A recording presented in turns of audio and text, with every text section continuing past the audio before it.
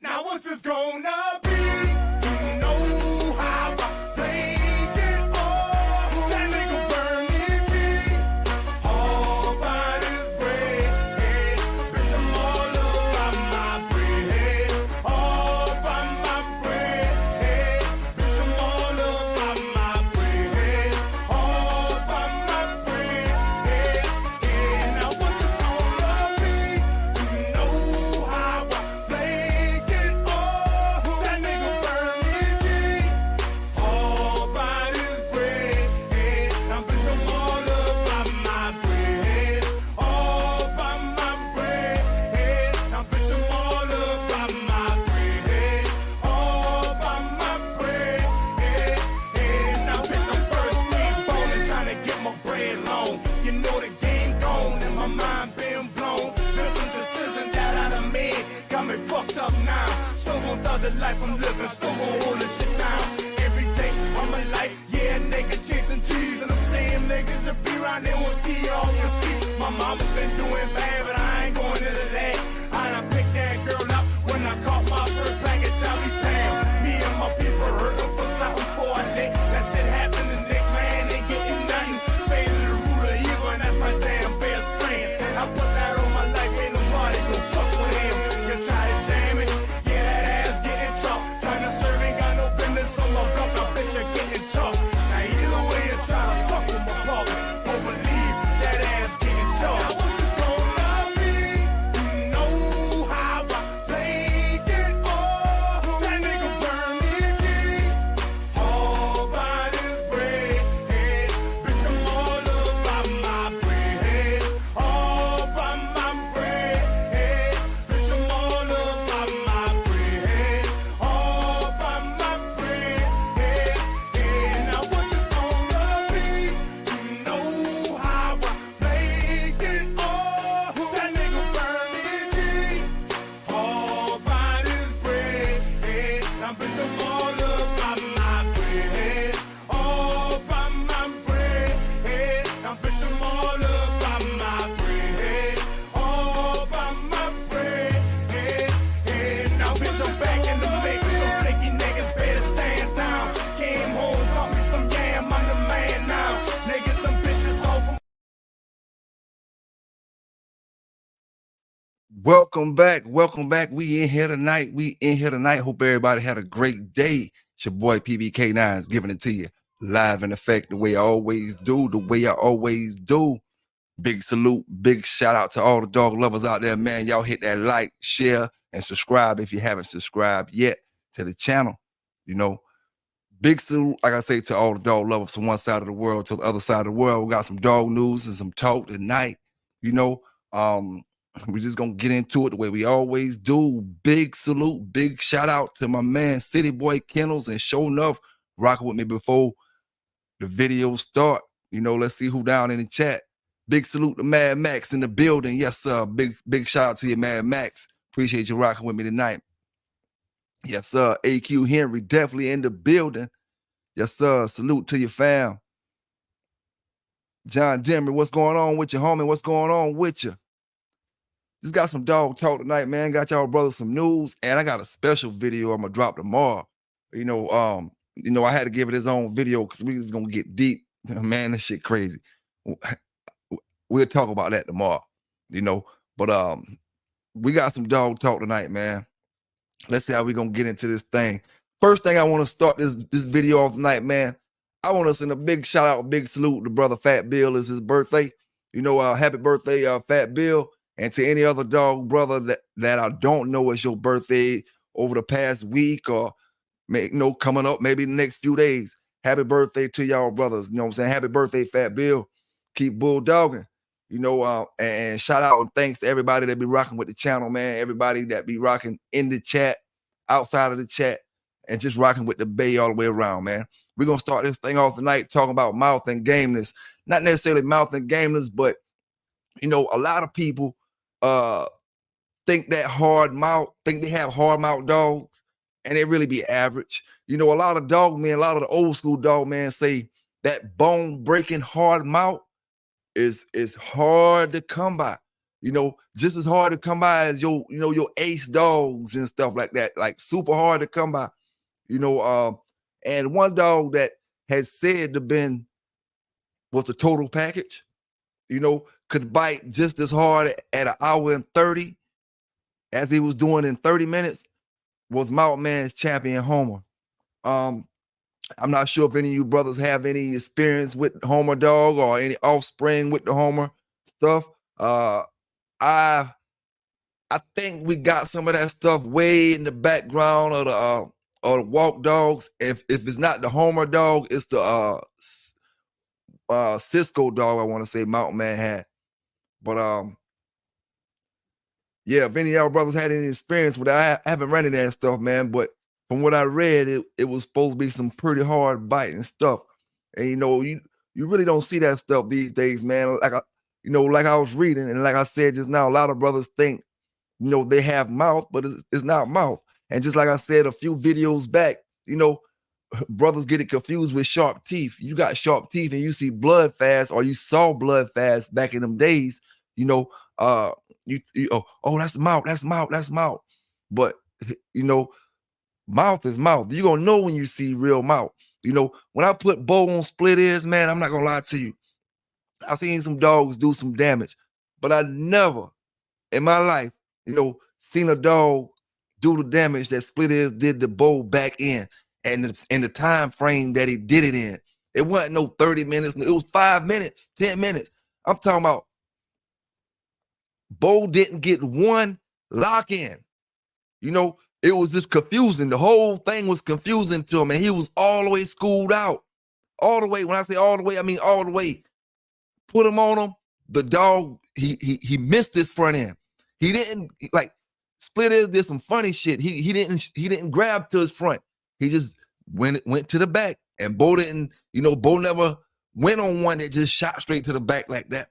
He went to the back, and if he went to the back, Bo don't mind letting one grab him just to see where he at. Bo let him grab him. He grabbed him in the ass end, and he put his weight down on Bo in the corner. He got him in the corner. He wasn't in the middle or nothing. He got him in the corner. He put his weight down on Bo because he was, like I told you, he was about 60, at least 60 pounds, and Bo was probably about 55, 56. That's the greenhorn move I made. I didn't go to the scales. I had such a big head. I'm going to finish this motherfucker. You know what I'm saying?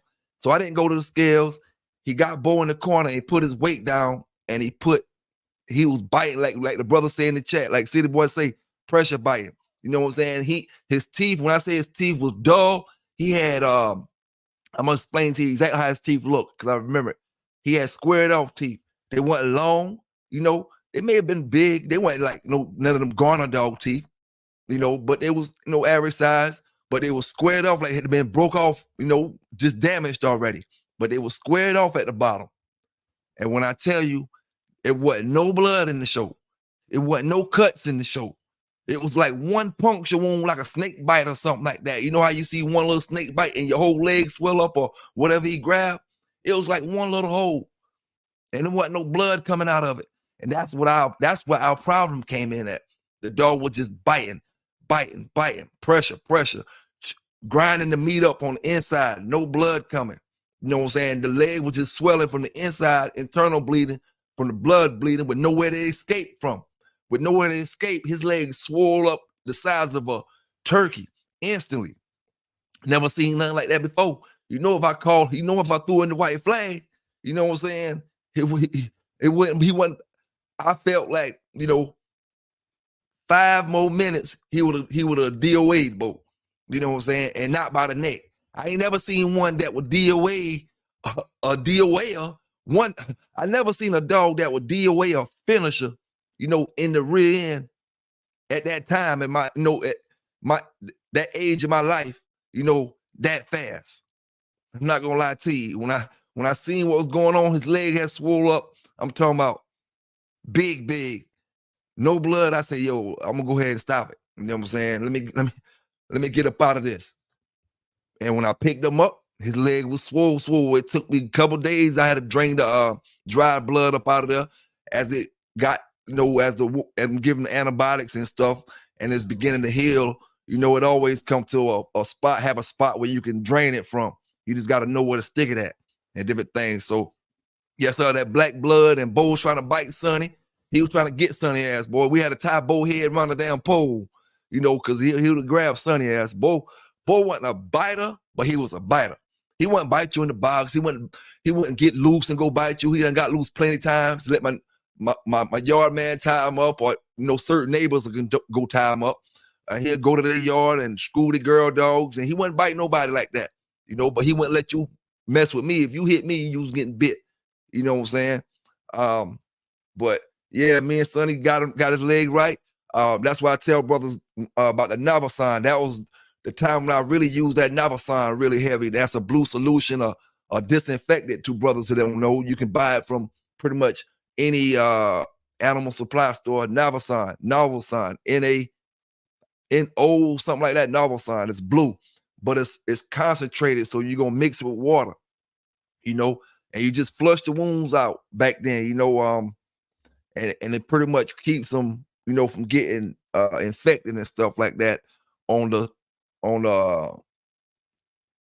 you know, plus you're using your amoxicillin, your penicillin, or whatever you decide you want to use, you know. But that was mouth, man. You know, and everybody have their own, no, that's why I say some brothers think they got bulldogs until they really meet a bulldog. BPKR, what's going on? What's going on? I want to think that's blueprint. You know what I'm saying? If that's blueprint, salute to you, big homie. You know, salute to you. Yes, sir, man. And salute to them brothers with that mouth. Now I will say this to get that thing started off. Buck, man, we hear you, man. You ain't got to talk that much. We hear you, big dog out there. You know, we hear you, big Buck. We hear you, dog. You know, slow your roll a little bit on your you know what it is, big dog. You know, but I tell you what, Buck. I hear you, Buck. But I tell you what. Now's where the big challenge come, big dog. Now's where the challenge come, big dog. Production. You know, and I hate to say it like this. It's easy to make a performer compared to production. Production is where a game get interesting at, you know. Cause we seen a lot of dogs that, you know, turn heads that get brothers to talking, but they can't produce a lick. You know, can't produce a lick. Now is where the game get interesting, my brothers. You know, a big salute to the brothers that's rocking that buck stuff, man. You know what I'm saying? I'll do some show on that stuff, you know, eventually. And like I said, man, you know, everything that we talk about is historical stuff. None of us in the chat, none of us hopefully watching. You know, I can't tell who watching, but none of us, you know, are living that life now these days. You know what I'm saying? These days, you know. Now, if a dog is a great producer, you know, that's the most valuable thing he can do for his owner, you know, whoever dealing with him. You know, he can make that quick money and that fast money. But if he a producer, that's when he gonna lay the law down. You know, that's when he gonna see what's what. You know what I'm saying? 'Cause I've been hearing a lot of stuff about that buck stuff that trickled down from the 90s. That's, you know, that brother still got now. You know, I've been hearing a lot about it. You know, but you know, it's gonna come down to the production, and we're gonna see what brothers talking about a year from now, 2 years from now, and that goes for everybody. Dogs, Fletcher, City Boy dogs, Chevy, all them dogs. It goes to everybody dogs, man. It's all about production. We'll see what's what a year, 2 years down the line. You know what I'm saying? And you know, when we we got puppies all across to different owners. You know what I'm saying? And we always want to make sure them owners are great owners, man. That's the most important thing about, you know, getting your dog known or anything. You know, just getting them to the right person. You know, just getting them to the right person. Plain out and simple, man. Now, me and my brother AQ was talking about this last week, training and keeps and stuff like that. And I'm gonna take my time and work Fletcher. so I don't have to get out there and do it every day, but I'm gonna work them slowly but surely. But this the thing, this the thing. And this pretty much stands for anything we do when it comes to activities in sports or any type of like I say, activities. Training lasts for a lifetime.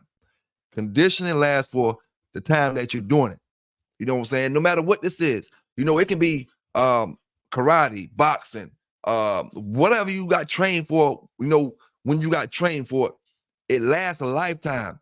The conditioning lasts while you're doing it. The conditioning goes with some of these things, you know what I'm saying? With some of the stuff, when I say like boxing and karate and stuff like that, if you're not conditioned as well, then you're not going to be able to perform what you need to be to perform. But when it comes to the dogs, training lasts a lifetime. Conditioning lasts for however long I do it. When I get Fletcher right off that condition, that's only going to last, until I go back out there and fill his bowl up a little more.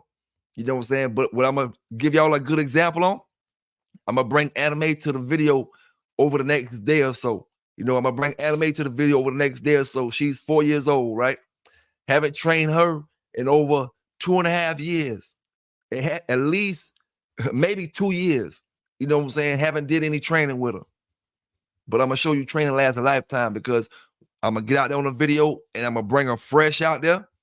She going to be rusty and she going to be at kind of, buck up a little bit. But I'm going to show you that she remember, stuff that we did 2-3 years ago. You know what I'm saying? And that's all I'm saying about that. The benefits of training compared to the benefits of conditioning. But conditioning always gonna benefit because when the brother asks how long do these dogs live and stuff like that, all that stuff play a part too, man. When I say conditioning, it don't necessarily have to mean a keep for your dog. It just means keeping your dog in a good condition, good condition for his life. You know what I'm saying? You have some brothers who have dogs that's 8-9 years old, and you see them and you be like, man, how old that dog is? 2 and 3? You know what I'm saying? No, man, the dog's 7 years old, man. That's just because he got him in good condition. Dante Hamilton, what's going on with your big homie? Salute to you. Robert Tootle, what's going on, brother? Salute to you, fam. Salute to you. Yes, sir. We try to do our thing in this game, man. Trying to do our thing. Not showing up in the building, rolling with me. Shit, I can't go nowhere but forward, man. Can't go nowhere but forward. City boy in this joint. You know what I'm saying? Salute to all them folk out there, man. Salute to Marcel Shepard out there rocking with the Bay. Rocking with the Bay. Training lasts a lifetime. Conditioning lasts only for the time that you're doing it. Now, one brother asked on Facebook, and I'm going to answer this question. Right? Hold up. I got a problem in the background, brothers. Hold up.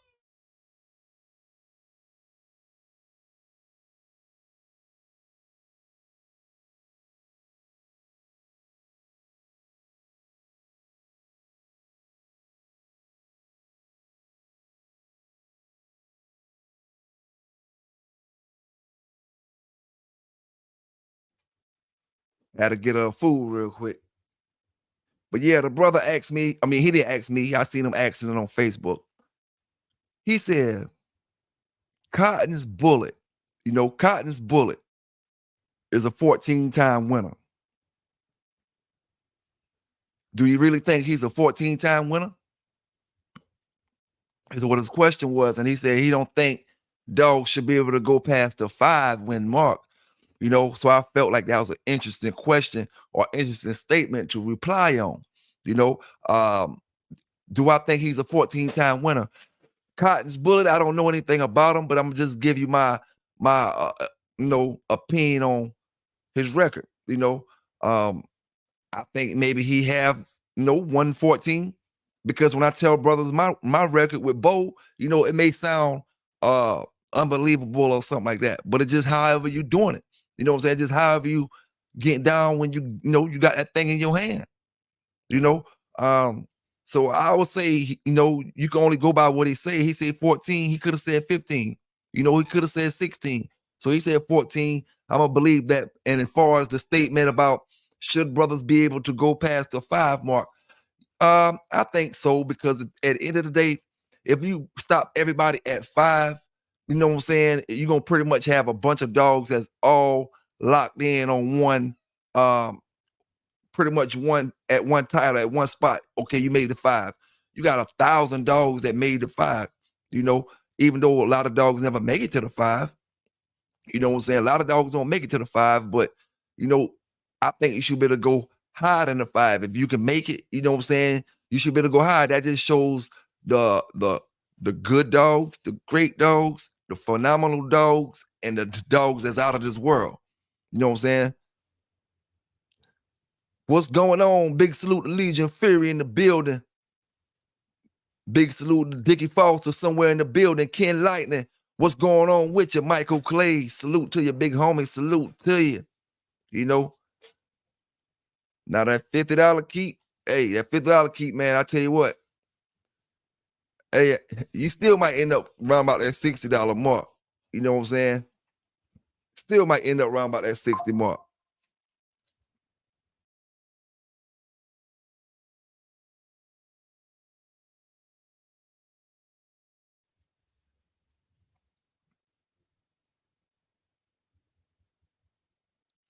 Yes, sir, man. Salute to all the brothers. Nah, man, Mad Max, boy. Hey, you see how them daddy needles is all on you the other night. Them daddy needles get on you, boy. You better be careful over there, Mad Max.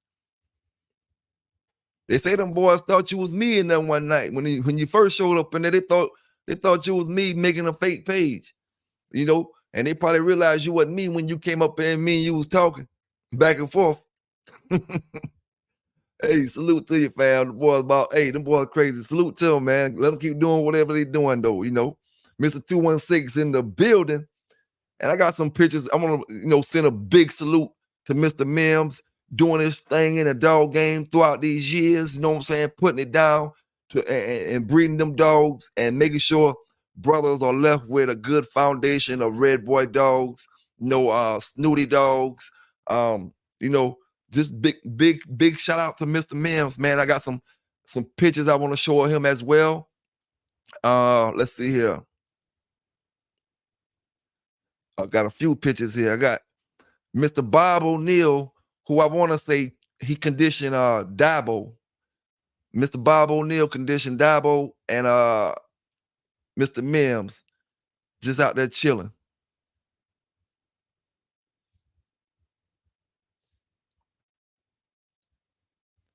Yes, sir, man. Then he go a picture of Mr. Mims and old Mr. Jeff Hall. You know, back in the days, my brothers, this way before our time. Them men, there was young men at the time, and them brothers old enough to be our granddaddies and great granddaddies and stuff like that. And I'm about to be 50. Lord allow. Mr. Carl Mims and Mr. Jeff Hall. Then you got Mr. Mims with some of them snooty dogs right here. Now, Miss Mims said, they bred the snooty plenty times, They bred the snooty himself plenty times. When I'm gonna say plenty, I mean more than twice, you know what I'm saying? 3, 4, 5, 6 times. I don't want to, lie on the lady, but it was more than 3 and 4 times, There's some great breeders with them, and that just proved exactly what she was telling me when I see pictures like this, Big salute to that whole family, man, and the contributions they gave to the dog game. Now I'm gonna talk about Barracuda tonight too. Now, I ain't gonna get too deep on them, but I just want to look at something on them, peep something out with them.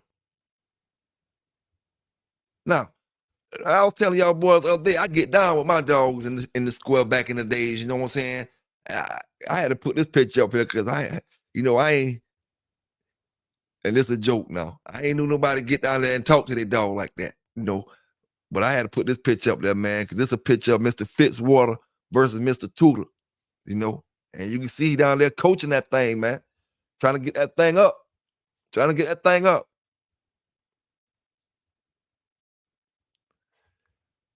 I can't really see, the picture black and white. We can't really see exactly what's going on, but we can see how he's down on the ground, and we know what's going on.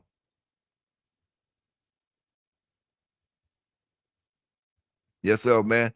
And then was the days when, it was a misdemeanor And a blue ticket in my days, nah, in them days right there, them boys right there, man, it wasn't nothing. It couldn't have been nothing. You know what I'm saying? It couldn't have been nothing. If it was only what it was in the 90s, man, it couldn't have been nothing during them days. Had to be something to do on the weekend.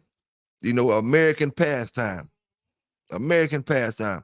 But hey, man, we're going to keep this thing going because I want to touch on a few things. And I got some news for y'all brothers too. You know, I got some good news. When I say good, I mean like some interesting news. You know what I'm saying? Some interesting news. But before I get into that, I got a real question for my brothers, right? This dog right here, Kobe's dime. Kobe's dime. My question is, how good is this dog really? You know, this is the foundation. This is the dog in everybody's pedigree, damn near. You thought Dabo was in everybody. This dog hit is the foundation. Okay? How good is this dog really? I'm looking at the dog. You know, is the dog athletic? You know, can the dog get down for him? Just looking at a picture, can't tell me nothing. The dog can be you know, a finisher in 5 minutes on everything. You know, looking at that picture won't tell me that. But just looking at that picture, you know, and this could be an older picture when he done got fat and gained his weight, you know, but how good was Kobe's dime? Was it the fact that it wasn't that many dog men out there? The lack of dog men? Or was it the presence of gameness, a true bulldog? You know, was it the lack of something or the presence of something? Is what I'm trying to figure out when it comes to Kobe's dime.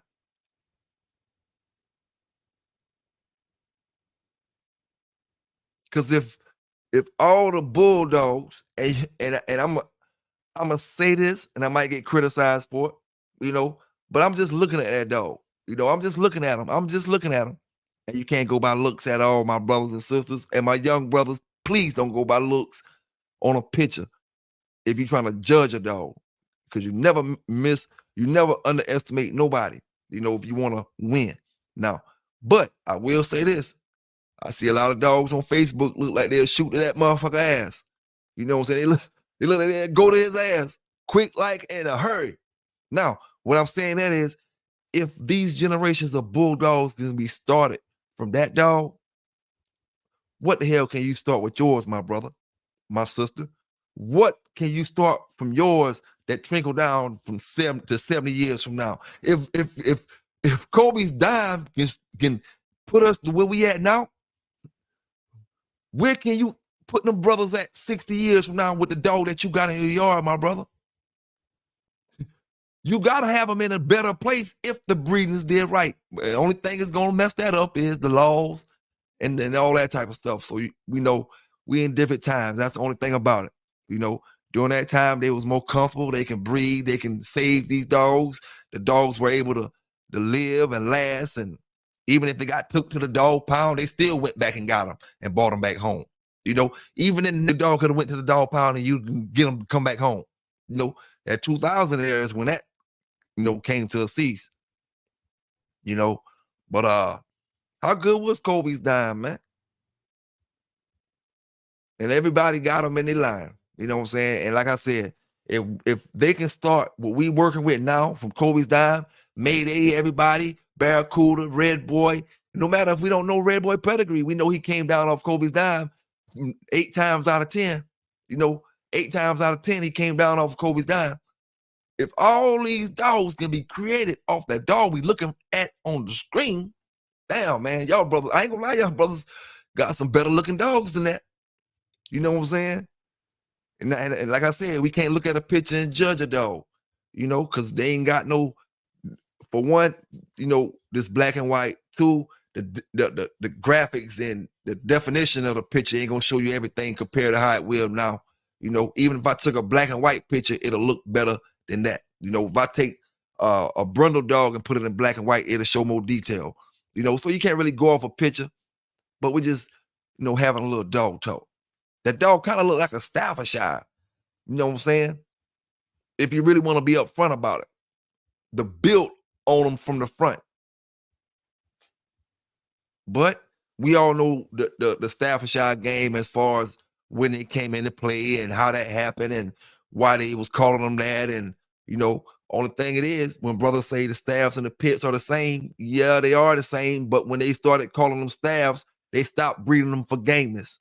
You know what I'm saying? Stop breeding them for gameness. Now, is the staff era is what's going on now? Because what the brother asked me tonight, how are we supposed to continue to breed these dogs if we can't really test them without breaking the law? So are we getting into the staff era?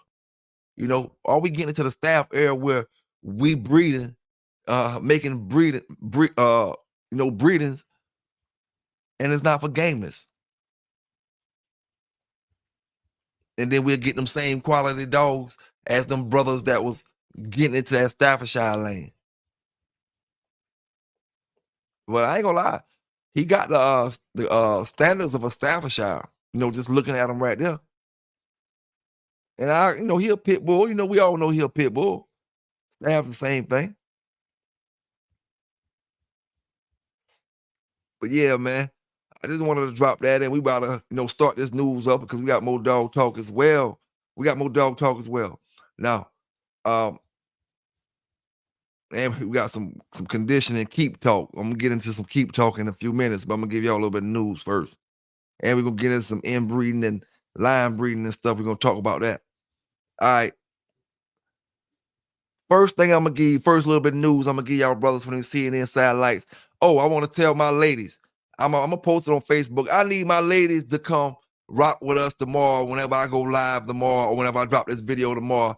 I'm gonna have to get my lady audience to come in and rock with us because we got some stuff to talk about and I need everybody to hit it. Not just the men. I need the ladies and the men because I need everybody's opinion on this thing we're gonna be talking about tomorrow. But now I'm giving you this news, man. We got a dog that attacked his owner. Dogs, let me take that back. DOGS, dogs, abused dogs, neglected, mistreated dogs, attacked their owner. And you know where you heard it first, man. It's your boy, PBK9s, giving it to you raw, uncut, fair, and unbiased. Let's get into it. And abused to the point where 2 of them had to be euthanized. A 3rd dog was found dead inside the owner's house. Animal Control telling me this afternoon they have 6 more dogs that are currently in recovery. I talked to neighbors today who say they were concerned about these dogs long before they attacked their owner.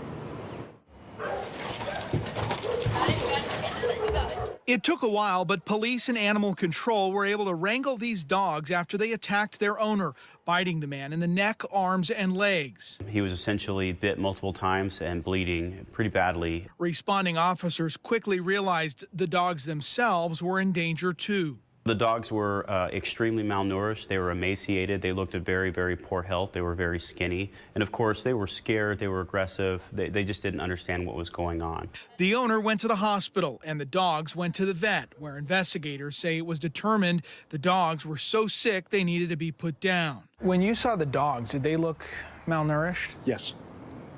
They looked horrible. This neighbor, who asked us not to identify him, said he ran out of the house to help the dog owner when the attack happened. They were covered in blood. It sounds like you weren't the only neighbor to have concerns about the situation before the attack. No, everybody in this building, if we have our windows open, could hear the dogs barking. Neighbors say they called animal control multiple times, but were told there wasn't proof of animal abuse. We didn't know specifics about abuse, but we knew that he had been in the house with a number of dogs for a number of years. And of course, they were aggressive, but I think primarily they were just very scared. While the owner was hospitalized from the attack, investigators say they believe what happened to these dogs was a crime. But I think he made some poor choices, and unfortunately those dogs, they did exactly what they're going to do when they get scared, when they get nervous, they get hungry, and it's just a shame all the way around. Animal control officials here in Seattle told me this afternoon that the man willingly surrendered the dogs that were alive inside of the house. Police here saying they plan to refer charges to prosecutors. Those they expect will be charges of animal cruelty in the 1st degree, which is a felony. Reporting live in Seattle, Jeremy Harris, Como News. Okay. That's more Washington dog news coming from Washington State. More animal abuse coming from Washington State. I need some Washington State dog lovers, man. They drop down in that chat, man. Let me drop that link down there, man. Let me drop that link down. You know, I need some Washington State dog lovers, man, because I'm tired of putting up the news with these folk from Washington State that don't know how to take care of these dogs. I need some real dog lovers from Washington State, man. You know what I'm saying? Let me drop that link down in the chat. That's for anybody that want to talk about their dogs or anything, man. If you just want to rock with the bait for 5 minutes, it is what it is. You know what I'm saying? You can get up on that thing, but we're going to keep that news going right now, right? Now, this what we got to pay attention to in this next situation, right? What we got here is, you know, a situation where you doing the wrong thing, but they did the wrong thing when they came to get you. You know, you did the wrong thing. They did the wrong thing because they didn't come at you properly. You know, they didn't come at you properly. Hey, G-Test, I'm gonna put you on the screen so I won't forget that what you asked me right there while I'm talking about what I'm talking about real quick. Matter of fact, I'm gonna get to that news, but I'm gonna answer this what you were saying, G-Test. You say what I mean by conditioning training versus training. I made this statement earlier when I said training lasts a lifetime. Conditioning only lasts while you're doing it. You know what I'm saying? Me and one of my brothers from the chat, you know, we was talking about training and conditioning and different things. You know what I'm saying? So that's why I was saying training lasts a lifetime. No matter what you being trained in or what, if you training your dog, you know, even if you being trained, your training lasts a lifetime. You know what I'm saying? Your conditioning lasts for the moment that you're doing it. You know, so if you train a dog, when we was talking about training, if I train a dog to sit and stay and whatever, he gonna pretty much know that for the long haul, you know. But if I condition this dog, a week later, he or she's out of condition once I start adding the feed and stop running them. You know, that's all we was talking about in that particular situation. You know what I'm saying? Now, conditioning for weight pull competition, you know, we talking about any kind of conditioning. You know what I'm saying? Now, conditioning for weight pulling, I'm gonna put that in training. I wouldn't put that in conditioning, you know, because you training this dog. Once you put him on them weights and you get him to learn how to pull, he gonna always know how to pull. 3 years, you put him back on a harness and throw him on one of them sled things, he gonna pull, you know, because you train them for that. You know, so I consider weight pulling training, you know, treadmill running training, because a lot of dogs won't run on them treadmill. You're going hard. What's going on with your big homie? Big homies 1 and 2. Salute to both y'all brothers, man. Salute to both y'all brothers. Yes, sir. You know, treadmill, I'll consider that training too, man. You know, even confirmation show when it comes to, you gotta be confirmation show. I'm gonna tell you what, you know, it's a conditioning thing, but you know, I believe it could kind of swing to the training thing as well, because you have brothers who I seen who say their dogs be scared once they get in them arenas and stuff. They, you know, they kind of, you know, they get spooked a little bit. You know what I'm saying? You know, it's not that you got to train your dog. When I say train, I don't mean I'm training them for sitting and staying. I just mean putting some type of training into his brain to where you get him to react the way you want him to react when you want him to react that way. You know what I'm saying? Yellow One, Street Rossi, what's going on with y'all brothers, man? What's going on with y'all brothers? I was telling the folk, man, I was telling everybody, yo, tomorrow when I drop this video or either go live, I'm gonna do some promoting, because I gotta get my ladies up in here, man. I want to, you know, talk to both audiences tomorrow with this topic I'm talking about tomorrow. You know what I'm saying? And I gotta get opinion from both brothers and sisters. You know what I'm saying?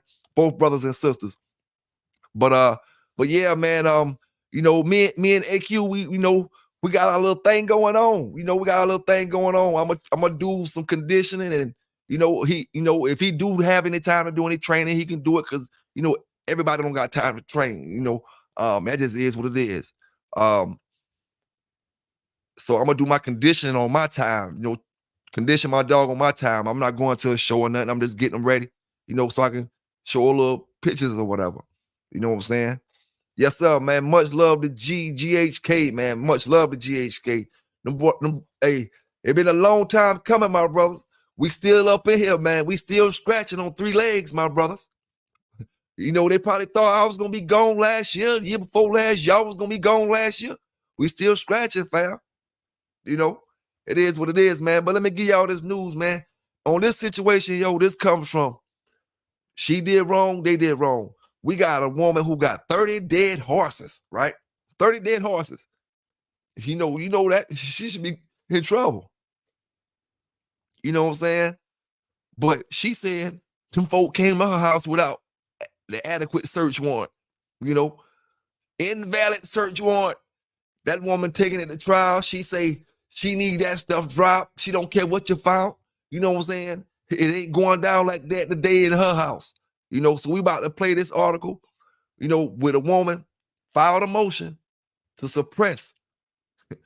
Because she said you ain't have the right kind of search warrant, man. You know where you heard it first. PBK9 is giving it to you. Let's get into this. Accused of animal cruelty filed a motion. She was in court today with her lawyers trying to get some evidence in her case tossed out. She is set to go on trial Monday. Deborah Catlich was charged after investigators say they found 28 dead horses and skeletal remains of more horses on her property last September. Investigators say they also found several dead and malnourished dogs. Her lawyers were in court today arguing the search warrant was improperly obtained by investigators. No decision on the defense's motion was made today. Judge Mitchell Hayes has scheduled another hearing for 9 o'clock tomorrow morning. Hey, she said they ain't got no warrant, man. She said they ain't got no warrant. You know, hey, now let's get back to some more of that keep talk. Don Juan Black, what's going on? What it is with your big dog? Let's get into some of that keep talk, man. First thing I want to talk about, you know,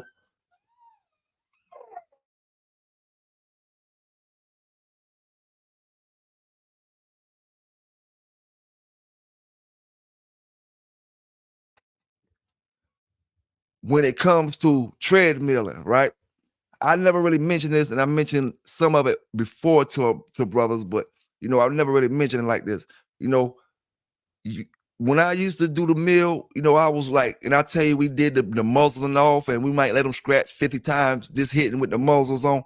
But when I did the mill, you know, I not saying I did this all the time, but once it got time to like game time and it was showtime, you know, I always did rub downs after the mill. You want your dog to be used to water back then, you know, not necessarily saying now because we're not doing that now, but back then you wanted to be used to water. So I would always wash them down, give them wipe downs. You know, I always keep water in front of them, give them a little sip time to time. Not enough to get cramps, but a sip to keep his you know, keep some fluid in them. Because even when you playing football or doing anything, you need water.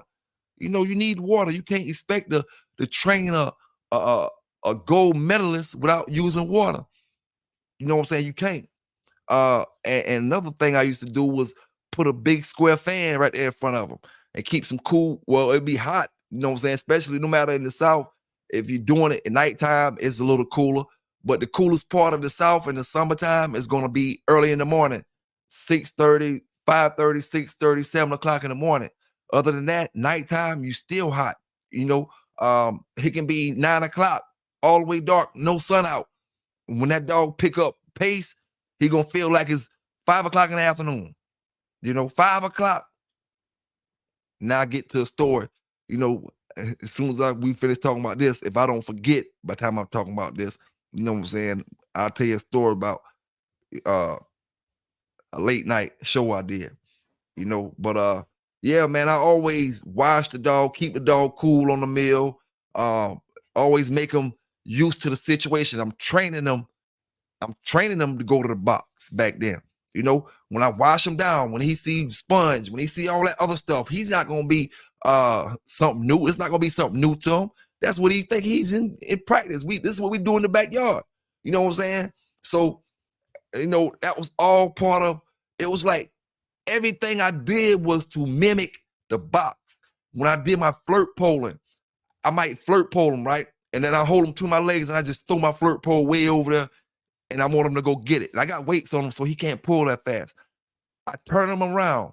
You know, he turning his head around trying to get to the flirt pole. I turn him around he looking just like he in the corner, and I done faced him off in the corner. You know, man say, turn your dog in the corner. It's like that, you know, and I'm counting out loud.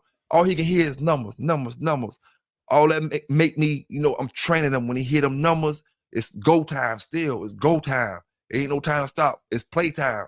It's practice time, just like we practice, boy. You know, just like we practice. You know, and that's all I was doing back then, you know, far as the training wise and mimicking the situation and trying to just get them as comfortable as I could in that situation. You know, and don't, like I say, even if you're doing confirmation shows and stuff now and treadmills and stuff, you know, you could do that rub downs, keep your dog cool, keep your dog some water, and keep that fan blowing on them. You know what I'm saying? And that way it'll keep them cool, and you can get the most out of your dog. You know what I'm saying? You can get the most out of them. Now, since I got I'm going hard in here real quick, man. Let me ask y'all, brother, something. Boy, I gotta ask y'all something. This ain't no breaking news or nothing. You know, but I was just looking at something, man, and it just something look kind of, you know, it just looked funny to me. You know what I'm saying? Now I got Barracuda right here. You know, big Barracuda. Barracuda right here. Got big Barracuda right there. You know. And I had another picture of Barracuda, you know, that big hound dog, the one that looked like a hound dog. Let me see if I still got it. I don't see that one, but you know which one I'm talking about. The main picture, not that one they showed it looked like a hound dog. Now, my question is to y'all brothers, you know, and I'm not trying to start nothing with this, but is this the same dog right here? Now, only thing that I'm looking at, you know, the body, you know, pretty much look the same. But what I'm looking at is this dog seems to have a pointed beak mouth. And when I look at Barracuda, he has more of a square mouth. You know? And the dog seems to have a pointed beak mouth. And a picture make a dog look any kind of way. You know what I'm saying? Picture make dogs look all kind of ways. But just imagine that dog opening his mouth right there, right? Imagine that dog opening his mouth. He won't look like that torso dog that they be showing of Barracuda, that torso picture when he look like them dang on other kind of dogs. You know, when he got his mouth wide open. If that dog open his mouth, he won't look like that on that picture. That dog face is not shaped the way I don't got the Barracuda picture on me right now. It's the other Barracuda picture. Let me see if I can look it up real quick.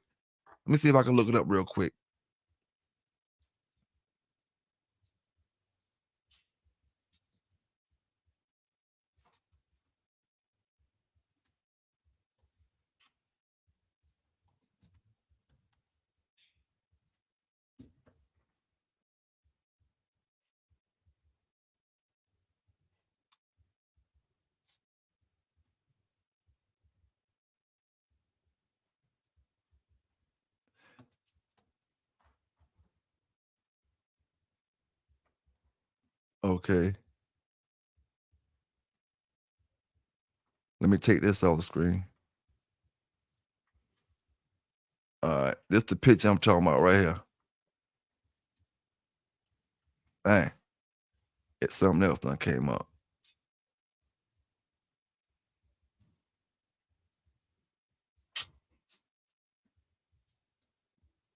This picture right here. Now that picture right there, that dog mouth is not shaped like that dog picture right there.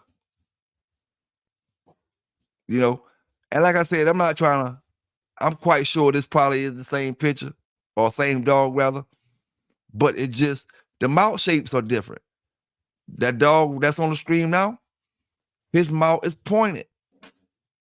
You know, his mouth is not shaped like that dog mouth. And it's supposed to be the same dog. You know, and I believe it's the same dog. You know, when dogs in keeps and dogs go through different things, and like I say, pictures make dogs look certain ways. And I'm not gonna stay on that too long, like I even think it's some funny stuff going on. I just wanted to bring that up. You know what I'm saying? Because I was paying attention to it. The mouth shapes are different. Eli Monster, R.A. Nixon, what's going on with y'all, fam? Salute to y'all brothers. Salute all my folk from the UK, man, holding it down. All my folk in Africa holding it down. You know, all the folk in the U.S. holding it down, man. Yes, sir.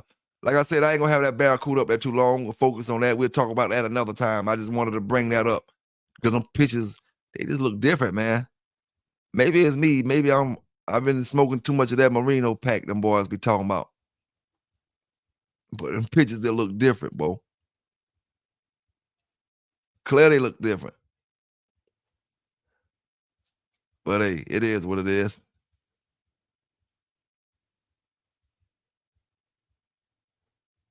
Now,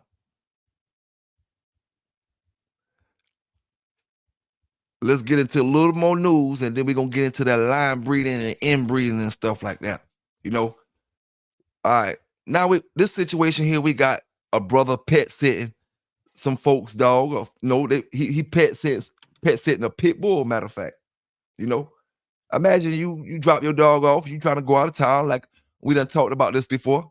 You know, you want to go out of town and you drop your dog off, and you know, you and your wife, y'all not worried about nothing. The dog is situated and the kids situated, and you may not have no kids, and y'all going to enjoy yourselves, and you come back or you get a call. You know, last video I gave y'all, they gave the people the news that their dog was missing when they came back. They couldn't find the dog.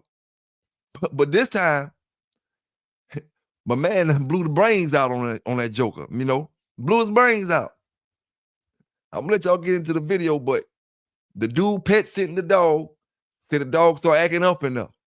You know what I'm saying? Said the dog started acting up, and he had to do what he had to do, you know, and I think he got arrested, you know what I'm saying? But I ain't quite sure, and I don't want to say the wrong thing, you know, so y'all check this out, man. Man shoots pit bull, man pet sitting pit bull shoots pit bull. The dog sitter in Reddington that they found on the app Rover. They dropped him off Saturday the 10th. He was supposed to be there for a week. They shot him on Monday. They weren't even allowed to go say goodbye to Remy or be with him because the injuries were just too gruesome. On Thursday, police charged 30-year-old Craig Cook of Reddington with third-degree animal cruelty and second-degree possession of a weapon. Cook and Callie Hartman, the business owner where this happened on Flemington White House Road, told police that Remy was fighting with another dog and being aggressive toward them. Those who knew Remy say that's out of character. Remy was... Hold up. I'm going to stop this right there real quick, and we'll get back into it. You know, now, what them people said is accurate. Not that it's not accurate that that's what happened, but if that dog start acting up, if he jumped on any dog that's there, that they're watching, I can see that dog growling at them when they try to stop him. You know, and how is he supposed to react off that? Is he supposed to let the other people's dog die? You know, is he supposed to get bit? You know, your dog not supposed to be doing none of this, but he starts growling. And right now it's his word against the dog word, and the dog dead. You know, so, you know, we're going to get back into the rest of the video, but I mean, I can see a lot of people doing the same exact thing. What can you really do if the dog, you know, get aggressive towards another dog that you pet sitting, starts a fight, it's not your dog, and then he turn around and he growls at you? You only got a split second. You can either be the food or you can be the one eating. You know what I'm saying? You only got a split second to think of what you're going to do. You know, he could have not shot the dog, but then he could have been one of them brothers that I'm giving you on the news that got his throat half ate out. You know what I'm saying? And then they be saying, oh, he's not the type of dog to do that, and we so sorry, and this and that and this and that. We hate it for the dog. You know, I love my dog, and I would hate for it to happen. You know, but I know, you know, I will try to say that the brother wouldn't have shot my dog for nothing. You know what I'm saying? And if he shot him, then he must be doing something wrong. But let's get back into it to see if, you know, something may change my opinion. A beautiful, kind, gentle soul. Too pure for this earth, honestly. And he didn't deserve any of it. I feel like they did what they did, and they're just taking the fact that he was the pit bull, and they're just using it to their advantage to say, like, oh, he felt threatened. Remy's owners were unable to meet with us Thursday night. They say these photos show how loving and gentle Remy was. And I hope that they feel, at the end of all of this, that they've gotten full justice for Remy. In Redington, Tom Krasnowski, News 12, New Jersey. Now, the dog was loving with kids, but that don't prove the dog wasn't trying to attack that brother like he said it was. The kids that you showing the dog with is the kids that live with the dog. You didn't show the dog out in the park playing with kids, or playing with people, strangers and stuff. That's what the dog attacked, a person that's not normally in his house. So to me, I understand, I can see maybe they charge him with the gun charge. I don't know how that go wherever he stay at. But as far as the actual shooting the dog, you just got to take his word on that, and pretty much, I mean, that's the way I feel like it's going to turn out in the court when they go to court. They're going to have to take his word because, I mean, what was he to do? If it's a pit bull and he started attacking you, I mean, like, why would somebody just turn and shoot your dog for nothing? And they pet sitting and trying to get some bread. They try to make money. You know what I'm saying? You come back, give your dog back, and I got my money. I'm not trying to go through all that and shoot your dog and all that. So something obviously happened. You know what I'm saying? Something happened, to make him have to do that.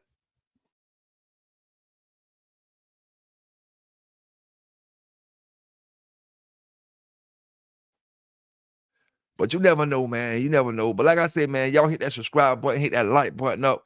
Tune in tomorrow, when I got a special topic to talk about for my ladies and my men. You know what I'm saying? But we ain't finished tonight. We talking about line breeding, inbreeding, and stuff like that. We always touch on them topics. What's best, line breeding and inbreeding, or line breeding and outcrossing. Because the thing is, line breeding is just a weak form of inbreeding. Just a weak form of inbreeding. We say line breeding, but really it's inbreeding. No matter if you're breeding aunts, cousins, uncles, nephews, it's still line breeding. I tell you what, with humans, if you breed anybody, your cousin, your uncle, your nephew, your niece, all that's incest. It's not just your brothers and your sisters. It's everybody. So, like I said, that's a form of a weak form. It's not tight, but it's tight enough. You know what I'm saying? And some brothers, big on the inbreeding. Some brothers big on the crossing. Some brothers big on a little in between, a little both. But what I did read was the closer the breeding that you make, the closer the inbreeding that you make, the better the two dogs got to be. The two dogs that you got to be better, got to be great dogs. When you start talking about breeding brother and sister, mama and daughter, daddy and father, compared to daddy the great niece or something, or one of the cousins or something like that. The closer you get, the better the dogs got to be. Now, while we was talking about Mr. Mims earlier, I read a statement where Mr. Mims said, you got a champion, right? You got a champion dog when it comes to breeding. The thing is, what you want to do is go to the dog that made that champion. And this is from the words of Mr. C. Mims. Go to the dog that made that champion, because the champion haven't proven he could produce any champions. But that dog has produced already. He has produced a champion. Because it's a big, it's a big difference in, I'm gonna say it like this. Performers, and that's why I say about buck. Performers don't make producers. Producers make performers. You know what I'm saying? Producers make performers. Performers don't make producers. It's kind of like a which came first, the chicken or the egg scenario. You know what I'm saying? But you can have a dog that's cold as rocks, but he's a producer. And he's more valuable than that dog over there that's a grand champion and won't produce nothing. You got a dog over there, he a producer. He is a producer, a certified producer, and he jumped the box. He is worth more money than that dog that's a champion and he won't produce nothing.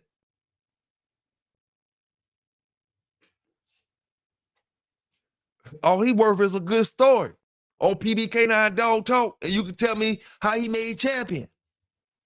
You know, but other than that, them other boys are in them Shark Tanks and all the other stuff, they get on your ass because when they start asking what you produce, oh, he ain't produced nothing. He ain't produced nothing. Talking to producers make performers, but performers don't make producers, man. You know. And like I say to my brother Buck, you know what I'm saying? We hear you, big dog. Slow your roll. Work on what you got to do. Do what you got to do with that line. Make it happen. You know what I'm saying? But I'm gonna tell you like this here, big dog. You know, I hear what you're saying, though. I hear what you're saying. I ain't gonna say that, man. Big salute to y'all brothers, man. Big salute to y'all brothers. You know, gotta give props where props do. You know, whenever you hear about old school brothers who get these stories out, because so many of y'all old school brothers scared to put out y'all stories, and I don't blame you. You know what I'm saying? It ain't every day brothers get up here and talk about what went on in the mob and all kind of stuff. I keep telling y'all brothers, but hell, I'd rather talk about something I ain't doing no more, you know, than these brothers, they bringing their mob stuff to the light while they doing this stuff. You know what I'm saying? And it's a different era, dog. It's just different era, you know. Big salute to all them dog lovers out there, man. Big salute to all them dog lovers. Like I said about my breeders, man, I'm gonna start doing some crosses. But one thing I learned from my walk brothers, Mr. Byrne and the boys, you know, sometimes you don't, if it's not broke, why you try to fix it? You know what I'm saying? Just to go out and say you're making a cross. If the puppy's coming out healthy, the puppy's doing what they're supposed to be doing, what you looking for? You know, I mean, if you prove to me that your dog better than mine, then you know it's a chance that I go rock with that. But if you can't prove to me this dog better than mine, then I ain't rocking with it. But I mean, it's a great dog, but I just got to do what I got to do with my program. You know, I just take certain things, you know, that I get from everybody, you know, and see certain things, you know what I'm saying? And same thing I tell you, the next younger brother, incorporate it with your program if you feel like it's, you know, if it feel like it fit. You know what I'm saying? If you feel like it fit. Now, one thing about inbreeding, it brings all your skeletons to the closet. It brings all your skeletons to the closet, all your bad genes, all your bad traits, you know. And what they say about inbreeding, you can really see what kind of dog you got. You know, because a lot of that stuff will pop up that you didn't know was there. It was laying hidden.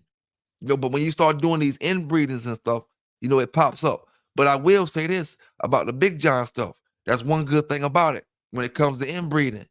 You know, we ain't new to that block. When I say we ain't new to that block, I mean this line ain't new to inbreeding. This is a line that showed and proved that it could be inbred over the years, and it can sustain itself and it can hold it down.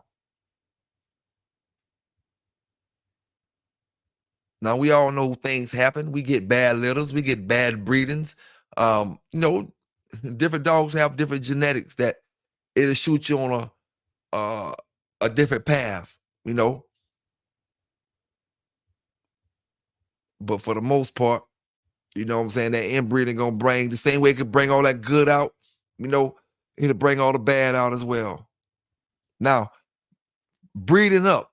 Most of my brothers know what breeding up means. You know what I'm saying? Some of my younger brothers may not know what it means. Some of my older brothers may not know what it means. Breeding up, my brothers. Breeding up is the process where we breed an excellent male to a sorry female, you know, and we trying to breed up, just like it's saying, breeding up. We breeding a great male to a sorry female.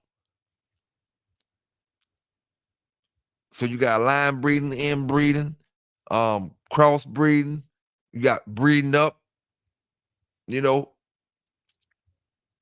taking a great male to a sorry female. Now, I wonder what would you call it if you take a great female to a sorry male? I wonder what it would be breeding up then. I guess it's breeding up if you breeding anything sorry on the other end.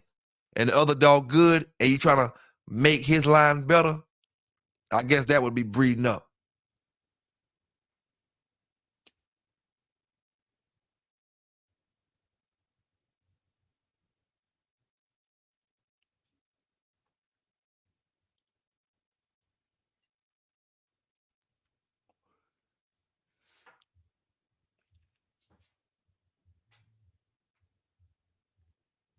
Oh, GHK, you see that's an older picture?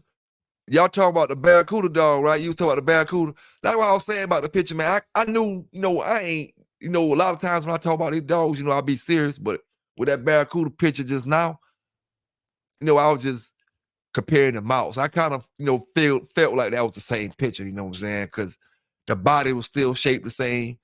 It just looked too much like him, but the mouth was just pointed. You know what I'm saying? But I do wish we could come down to the bottom of how Barracuda and Mayday came out looking like that. Compared now, nope. My brothers who haven't seen Big John, Barracuda, Mayday, and Big John, the only ones I know that look like that. Big John and Mayday not shaped the same or wasn't shaped the same, but they far as what I see and seen, he had that hound dog look, that big brown hound dog look. So that kind of clears, to me, that cleared Barracuda, Big John. Because, they all look like the same dogs, and he not coming off Mayday, that's Mayday brother. So to me, Barracuda looked like he could come off Big John more than he could come off Mayday. That's just my opinion. When you're looking at the pictures wise, if you say which dog this dog come off of, and you got the good pictures of Big John and the good pictures of Mayday up there, you gonna say he came off of probably, well, Mayday got the muscles and Barracuda got the muscles too. If it wasn't for the muscles, you'd think he came off Big John. Cause Mayday just a freak of nature when it comes to muscles, and Barracuda got them too. Big salute to my bro YB out there, man, producing that great Mayday, that great Barracuda stuff, man, out there, man. Big shout out to my brother out there, man. Big salute to all them bros out there. Man, hey, I gotta say this. Big salute to them brothers out there rocking with that Eli stuff, producing some of the best Eli dogs across the country, across the world. Redboy dogs, Jeep dogs, Bolio, and those are the old ones. When y'all boys start giving me names, I'll start calling them other dogs. You know what I'm saying? Look like we're gonna have some buck stuff in a minute. You know what I'm saying? Redboy buck, Jeep buck, Bolio buck, Chinaman buck, Mellow Yellow buck. Hey, it is what it is, man. You know what I'm saying? Brothers better take charge of what they got right now, before it's too late, man. You know what I'm saying? Back in the days, and we look at it like this right here, fam. We got social media now. A lot of the stuff that this is publicity and things brother get on Facebook, all that stuff free. Get it while it's out. Back in the days, them boys had to pay Mr. Kelly to get in the magazines. You know what I'm saying? Although you might have to pay to get on the channel, you don't got to pay me to say certain things sometimes. I say it because I'm a dog man and I see what it is in the dog game. What it is in the dog game.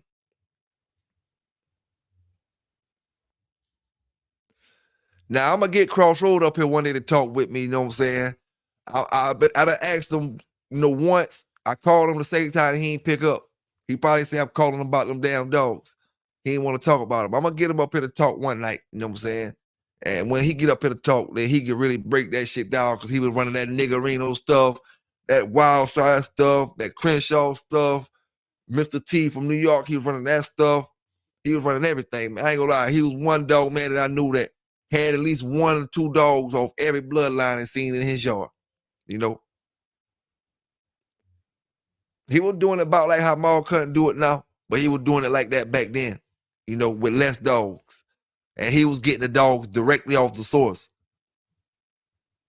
Straight off the Jeep, straight off these dogs, you know what I'm saying? Straight off Midnight Cowboy, straight off these dogs. I ain't gonna lie, he was connected. You know what I'm saying? I hope that breeding go well for you, or hope you be able to do that breeding, Legion Fury. Hope you can do it, big dog.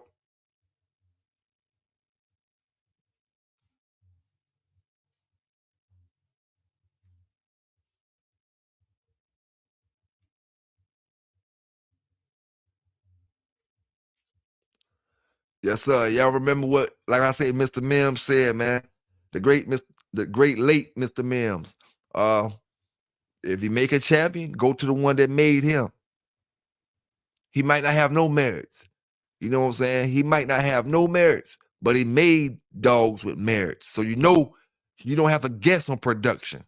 With that champion, you got to guess on production, hoping he makes something. I told y'all how Split Is was, right? But then I told y'all I didn't like Split Is offspring really like that. You know, I didn't really like his offspring compared to Little John or compared to Crazy Eyes or Cyclone. I didn't like Split Is offspring like that. To me, you know, Rattler was straight, but you know, I just didn't like it like that.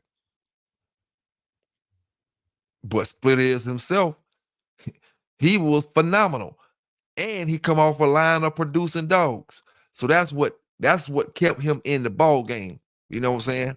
He may not produce one time, but he was a producer. He was what you call, he was, you know, had it on both sides. He had the gameness, and he was a good producing dog. It's just the ones that I got from him. You know what I'm saying? I ain't like him. I don't think I ever had a dog on Split Is that I fell in love with. I could be mistaken. I have to really think. I start thinking I remember dogs, but I don't think I ever had a dog off him that I, was just crazy about. Them Cyclone dogs, they was rough and rugged. Them Crazy Eyes dogs, they was rough and rugged. I don't even recall.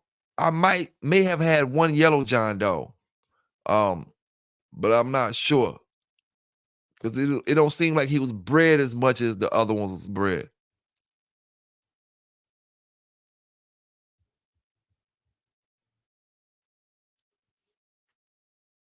Yes, sir, man. Hey, GHK, did you ever have a chance to see dogs like I was talking about at the beginning of the show, like Homer?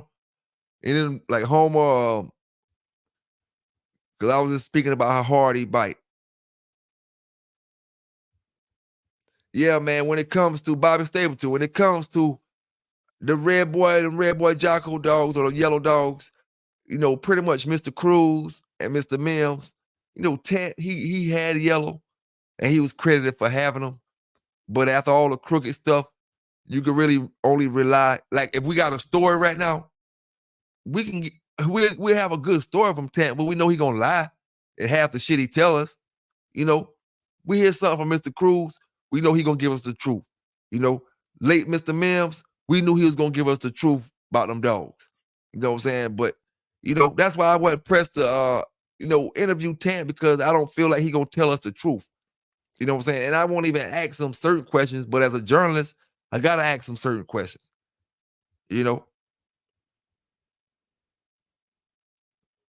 But I just feel Mr. Mills, Mr. Cruz, some of the brothers who, kept that thing going and they name far as being an honest dog man. Because them folk like Katie Marlowe and all them, they vanished. They faded away far as they name being known, Them brothers Bulldog to the roll the wheels off the car. True Bulldoggers.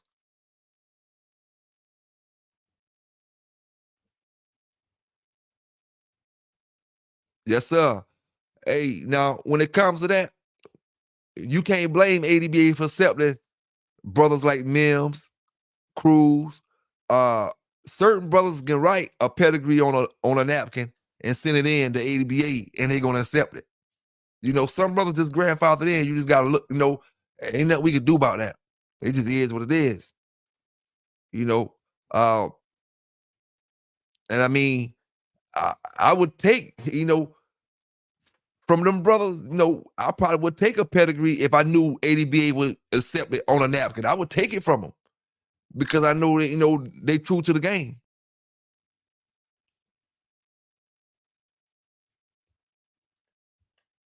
But shit, some of y'all modern day brothers, boy, take that thing on a napkin, boy. You never get right.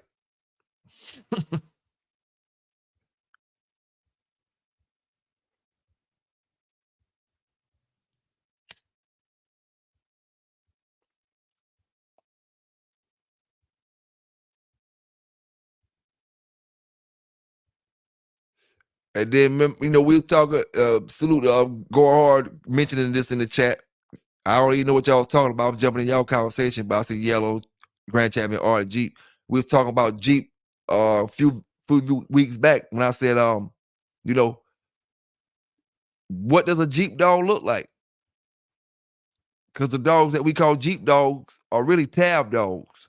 When I say the look wise, when we look at these dogs and we're like, oh, that buckskin dogs, the black squinchy color, squinchy eyes, Chinese looking eyes, that's a Jeep dog right there.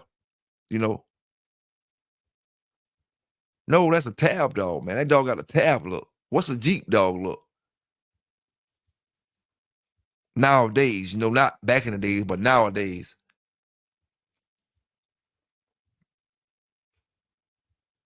I seen some great looking Redboy dogs, but I ain't gonna lie to you.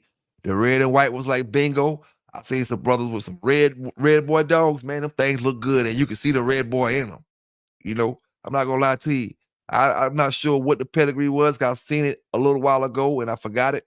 But it was just Redboy dogs, man. They was looking good, and you can see the Redboy in them.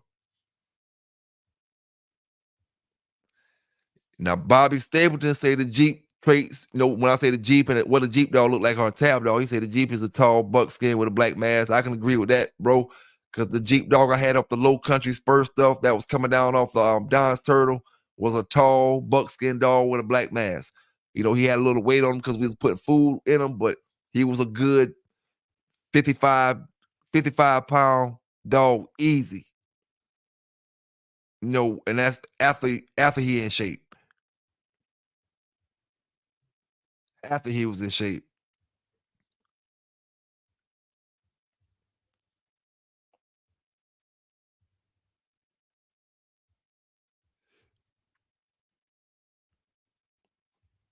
Yes, sir, man.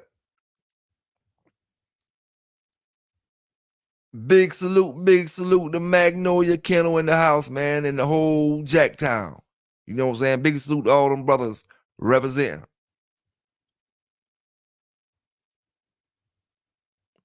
Hey, they say, hey, Bobby Stapleton say, Mr. White was breeding tab 20 years after he died.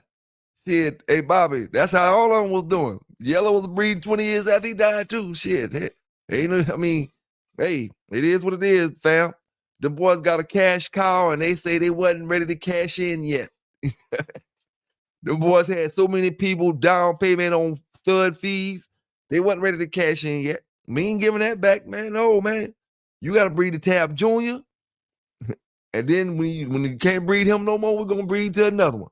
And over here on Tat Yard, we breeding the Bob 1, 2, and 3. We breeding the Red Devil 2, 3, 4. Because one up there upstate somewhere, we're going to breed the 2, 3, and 4. But we're going to keep that thing going. They make a good story too, dog, but we can't prove none of that stuff. You know what I'm saying? Unless the brothers can actually, the closest we came to Tat stories were what the brother told us, from the interviews. Other than that, none of us did anything besides go buy dogs and breed dogs with them. We don't have any personal time with them. That man had personal time with them. Marcel, what's going on with your big homie?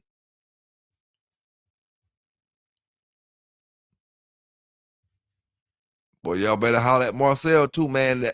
That brother did a double brother and sister breeding off that damn off that hog stuff. A brother and sister little mate breeding, and it turned out pretty fine. I see City Boy got one and he got one, and things looking right. He may do that breeding again. I ain't sure. Salute to you, fam, for them great looking dogs, Marcel.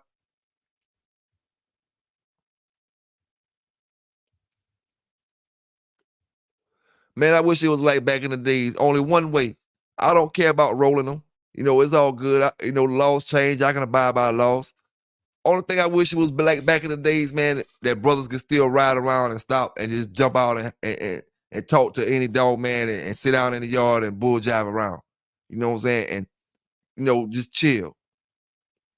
Pull up, pull up game. The boy talk about pull up. Your pull up game had to been serious.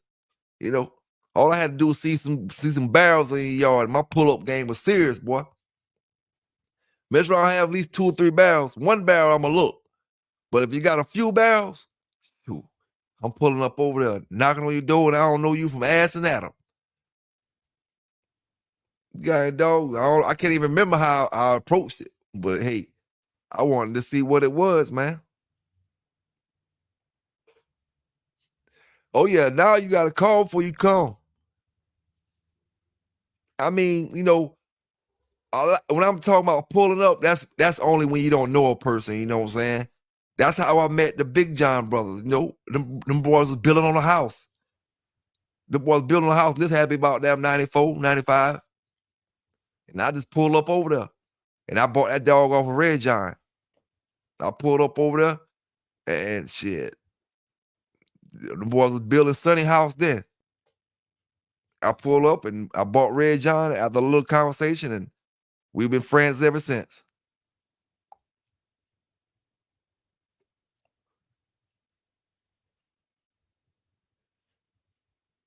Up until that point, we was in the city. We always used to say, man, them boys out there in the country got them pink color pit bulls. The boy got them pink color pit bulls.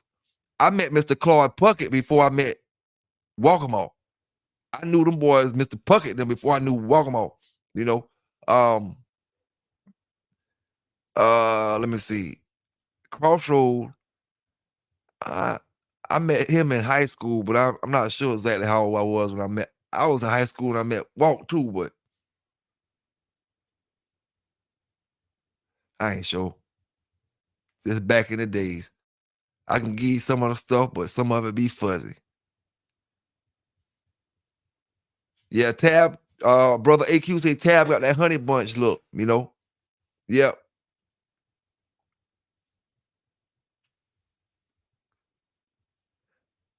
Tab, to me, Tab got a real distinctive traits when it come to looking at it. I can, if it's a real good Tab, it's a real heavy Tab dog, I can spot them out every time. Even if they ain't directly off Tab, if they got that Tab in them heavy, and it's real Tab. You have to see that real these days, man, because you never know who done, went to the dog pound on you. Boy, y'all young brothers better be glad, boy. Y'all better be glad the dog pound like it is now. That's what's saving y'all. That's what's saving the dog game a tad bit. That the dog pound won't release dogs without being spaded and neutered. Boy, if you can get dogs from the dog pound unneutered and unspaded, it'd be a lot of brothers railroad with dog pound dogs. You can bet you believe that, buddy.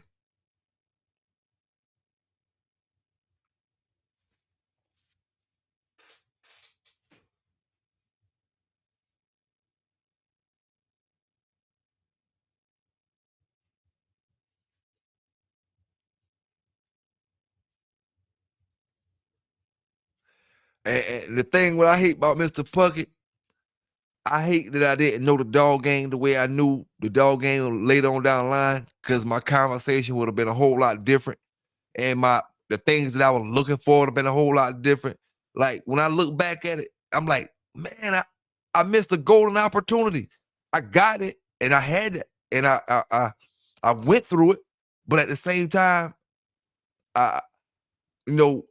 it was so much that I didn't see.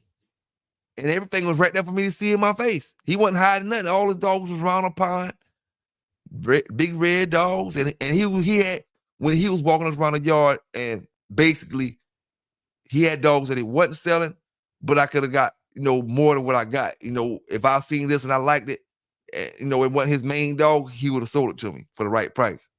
And he had great looking dogs. And this was one of the first times that I seen a real dog man with a setup, going around the pond like that, and same kind of dogs that I'm looking for. And like I said, only if I knew this is the chitlin circuit brother. Mr. Burns, everybody, all, the old schoolers, Mr. Chavis, Mr. Cruz, Mr. Puckett, one of the old schoolers. Only if I knew that, then how my questions, how my whole conversation, everything would have changed. Everything. Yellow dogs right there in the cage for $250, coming directly off yellow. Puppies, $250, probably the same size my puppies is, a little smaller than my puppies, in a kennel crate off the ground. We call them whelping pens, off the ground. About 7 or 8 of them was in there. Could have got them for $250. Didn't know what I was really doing then. Going hard, y'all boys was out there hard during that time. Y'all boys, during that time I was, I wouldn't even say I was green then. I would call that, one thing I always say, I was lucky to start off meeting the dog brothers I knew, because I did meet some good ones. But no matter who you meet, you still be green in your mind. You still don't know the things you might think you know, but you don't know them. You don't know them. And that's one thing that I kind of regret in the dog game, is not knowing, how to talk to Mr. Puckett. We talked to him and we was friends, but I didn't know who I was talking to. If I would have knew who I was talking to, it would have been different.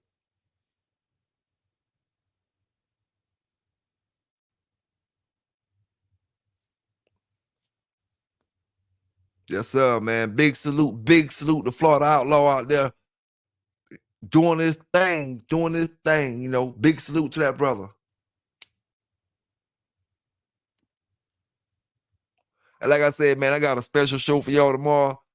We got something to talk about, you know what I'm saying? Because I got some crazy news, you know what I'm saying? This ain't nothing when, this ain't no dog bust or nothing like that, or no man humping on no dog or nothing.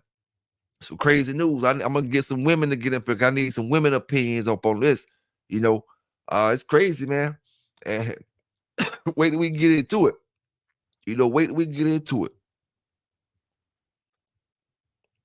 Hey, going hard, man. Do y'all see a difference? Hold up, man. Oh, I thought that was somebody wanting to get up in here. That's my dang on videos down there. I thought somebody was in the down in the booth down there. Going hard. Do y'all see a difference in the Mayday dogs from the y'all era to the Mayday dogs now? Calico Jones, what's going on? Yeah, going hard. Do y'all see a difference in the dogs, man, compared to when y'all was getting them directly off Mayday?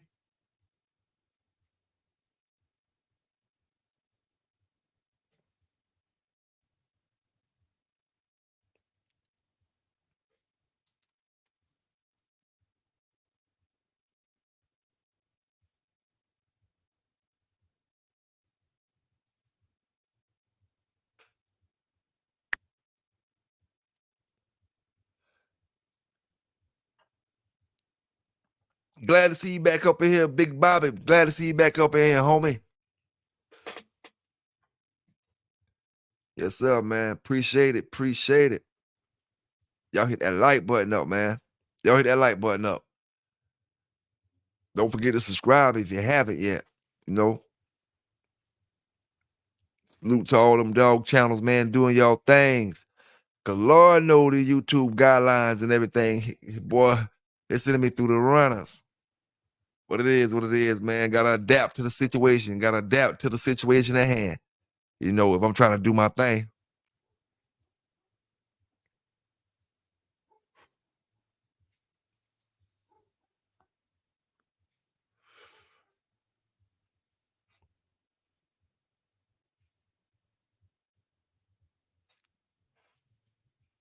Oh yeah, Bobby, it's a lot of dogs, man. Even the Big John stuff and different brothers who got other lines. The line's been tight for so long, it's time to do certain things. If any of the brothers who know they got that stuff that's coming off the Black Poison, when I was talking about the other night, the Paladin and stuff, you see how those dogs are some great dogs, because they went out to a totally different branch of dogs. Not Redboy Jocko to Redboy Jocko. They went out to the Eli, Paladin, and Frisco stuff. Came up with some great dogs.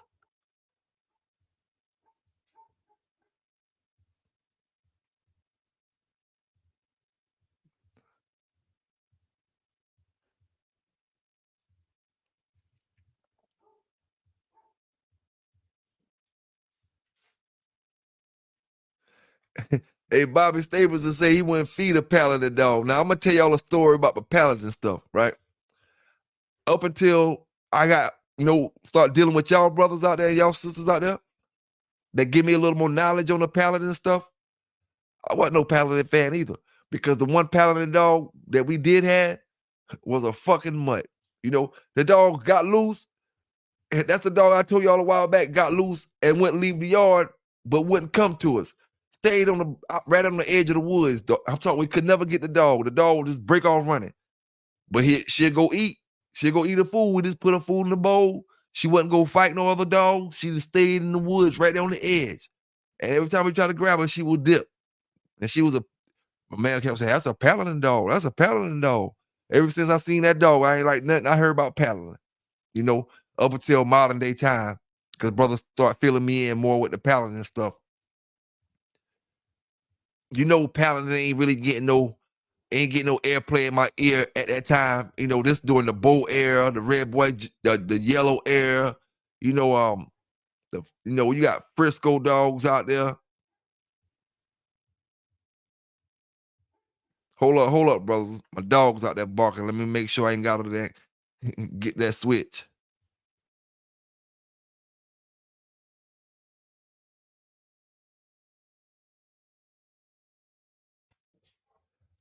All right, I'm back.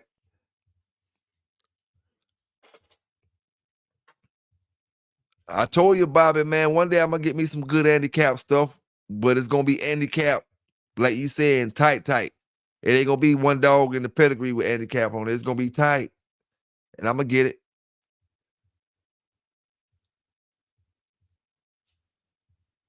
Now, I'm going to hit the lottery one day, fellas. I ain't going to lie to you, the same thing we all say. I'm going to hit that lottery one day. When I hit that lottery, I'm going to have a museum with the dogs. This blood, that blood, this blood. I ain't interested in selling them. I'm just preserving them, feeding them, but I'm going to make sure I got every single dog from history. Every single one from history. It won't be hard to do. I can find all the bloods.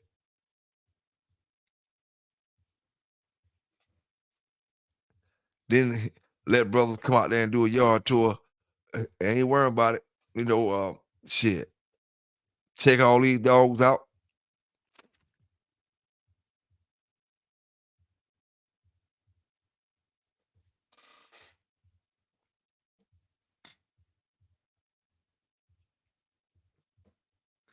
Handicap dogs weren't really in my area like that. Most of my area was pretty much Tom Garner, the Eli stuff, the Frisco or the Yellow or the Redboy or the Jeep. That's pretty much the Midnight Cowboy stuff, the Wild Side stuff. That was kind of like my area was floating around. Like I said, we went to Tennessee and got some Bolio stuff. And not saying nobody in Carolina didn't have it. It's just I didn't know them. Brothers got everything everywhere. It's just whether you know them or not.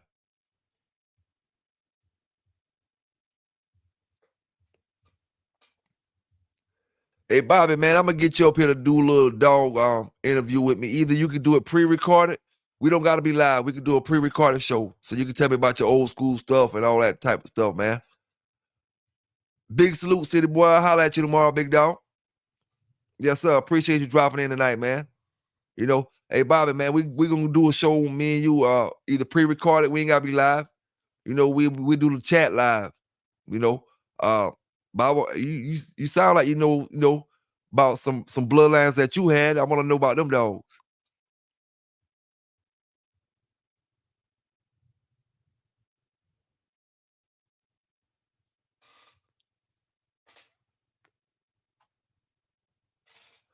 Okay, go on. I'm about to check it right now.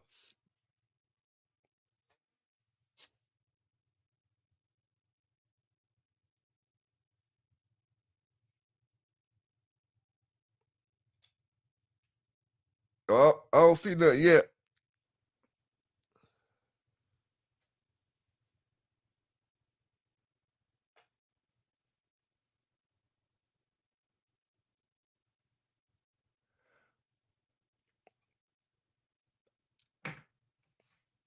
Yeah, Bobby, I was asked about that, but I told the brother, yeah, but I don't really know. I don't know nothing about this stuff. All I wanted to know was really about the dogs, to talk about.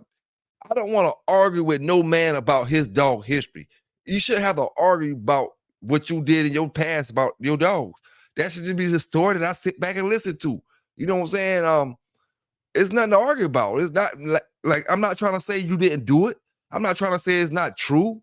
None of that. I'm just want to sit back and listen. Only thing I'm trying to do is sit back and listen to your story. I'm whether your story true or false, I don't care. All that stuff. Oh, none of it can be proven right now unless these brothers was there and talk about it or something, or magazines or something. But far as that, it's all old stories, man.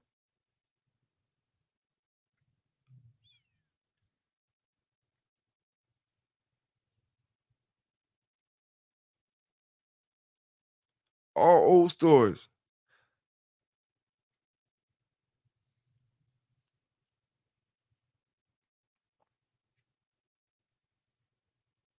I've been told going hard, man. I hate I ain't meet y'all boys when I was younger. Cause shit, I know we'd have linked up and damn, I'd have kept in contact with you, and like I said, the places that y'all was at, it's like either y'all came on days that I wasn't there, or I came on days that you wasn't there, or vice versa. I hate that shit that we ain't ever bump heads.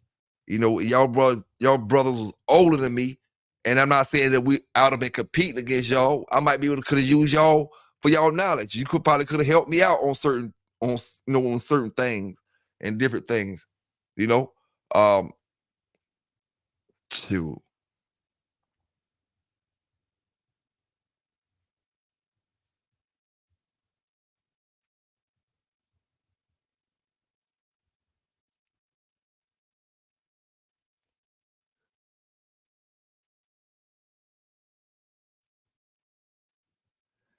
Christopher Ward and Christopher Woodard. What's going on, brother? What's going on?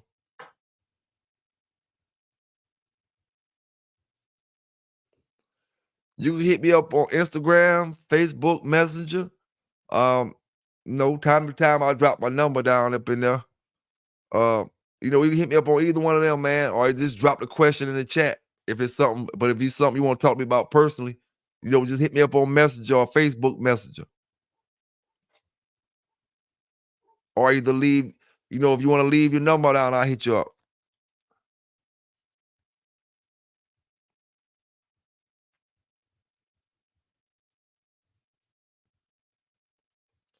I tell you what, Christopher, get your pen out real quick. Get your pen out, big dog. Hit me up. 843-274-2679. Holla at me. Not tonight now. I'm done talking about dogs when I'm off this show tonight. I don't want to talk about a pedigree. I don't want to talk about a bloodline. I'm done. But holla at me tomorrow, man. But tomorrow Sunday. I can do a little dog talking tomorrow, but I ain't want to get too deep. You know what I'm saying? Try to relax on Sunday. But I got that show coming tomorrow evening. But you can hit me up tomorrow if you want to, big dog. Or Monday or anytime throughout the week. And I ain't sure where you're located at, but if you're located on the West Coast, just keep that in mind that I'm on the East and our time a little different. So if you call me at 9, I'm 12 o'clock. I'm getting old, man. I don't be up. Y'all boys keep me up late as I be up. I don't club and be up late like that no more. Shit, I might be in bed at 9 o'clock if I wasn't streaming. But hey, man. Dang, I put the wrong message up there, man. I ain't mean to put your message up there, King Long Swipes. Salute to you, man. I ain't mean to put your message up there. Dang. My man was asking me something, Christopher. Unless I miss it, I'll probably put yours up there just now.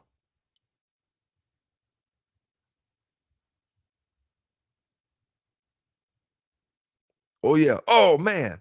Boy, I'm glad you said that Bobby stayed with you. Bobby State football coming Saturday college. Man, I'm glad you said that. The Floyd Mayweather fight tonight, man. Floyd Mayweather fight night. It's 10:40. Boy, let me go log in right now while I'm on here live with y'all boys. Hey, I ain't gonna tell y'all. We all watch it. We all watch stuff like that if you already know pay-per-view. I'm about to turn it on right now. Floyd Mayweather and John Gotti III. I ain't gonna turn it on. I got shut down when I try to let y'all watch it on here one time.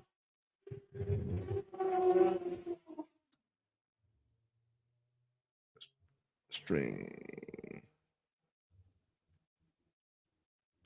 Let me see who winning this thing here, my brother.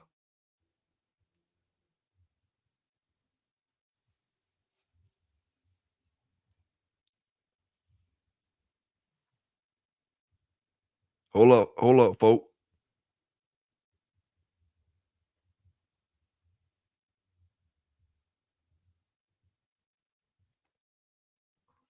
Okay. Yeah, man, I forgot all about that. That's City Boy. That's what I called you about earlier, City Boy. And I said I had to tell you something. And I told you I'd call you back earlier. And I was like, damn, I had to tell him something. I couldn't remember what I had to tell you. That's what it was. The Floyd Mayweather fight night, man. You know, we stay on that fight, boy. We stay watching them fight. Me and City Boy gonna start us a boxing channel. Shit.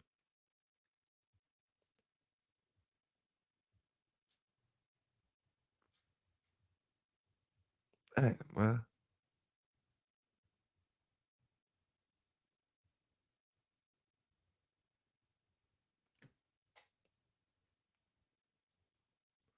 Man, what's the best strand of that Mayday stuff going, huh? What's the best strand of your opinion, best strand of Mayday going around right now? That a brother can really clench them jeans in your opinion?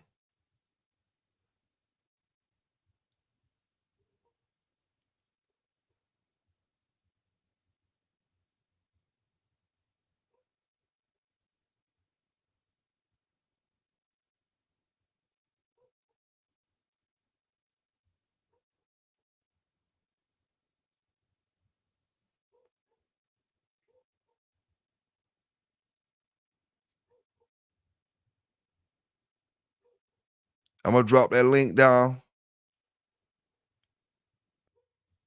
Drop that link down.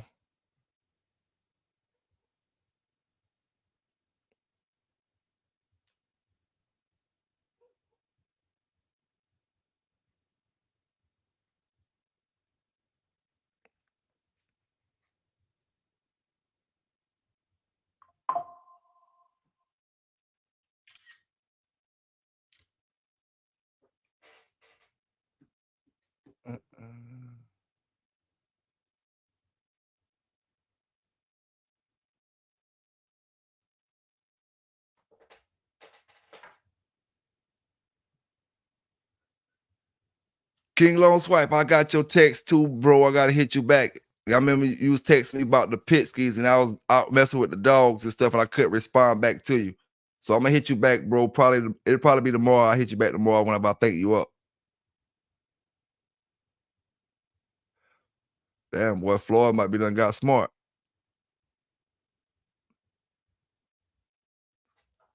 I got a website for them. That for sure gonna show me.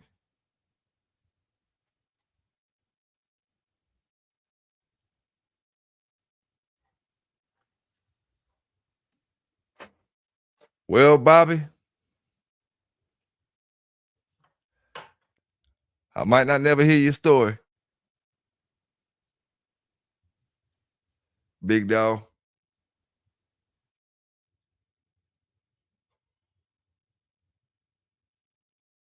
Is that why you being bad?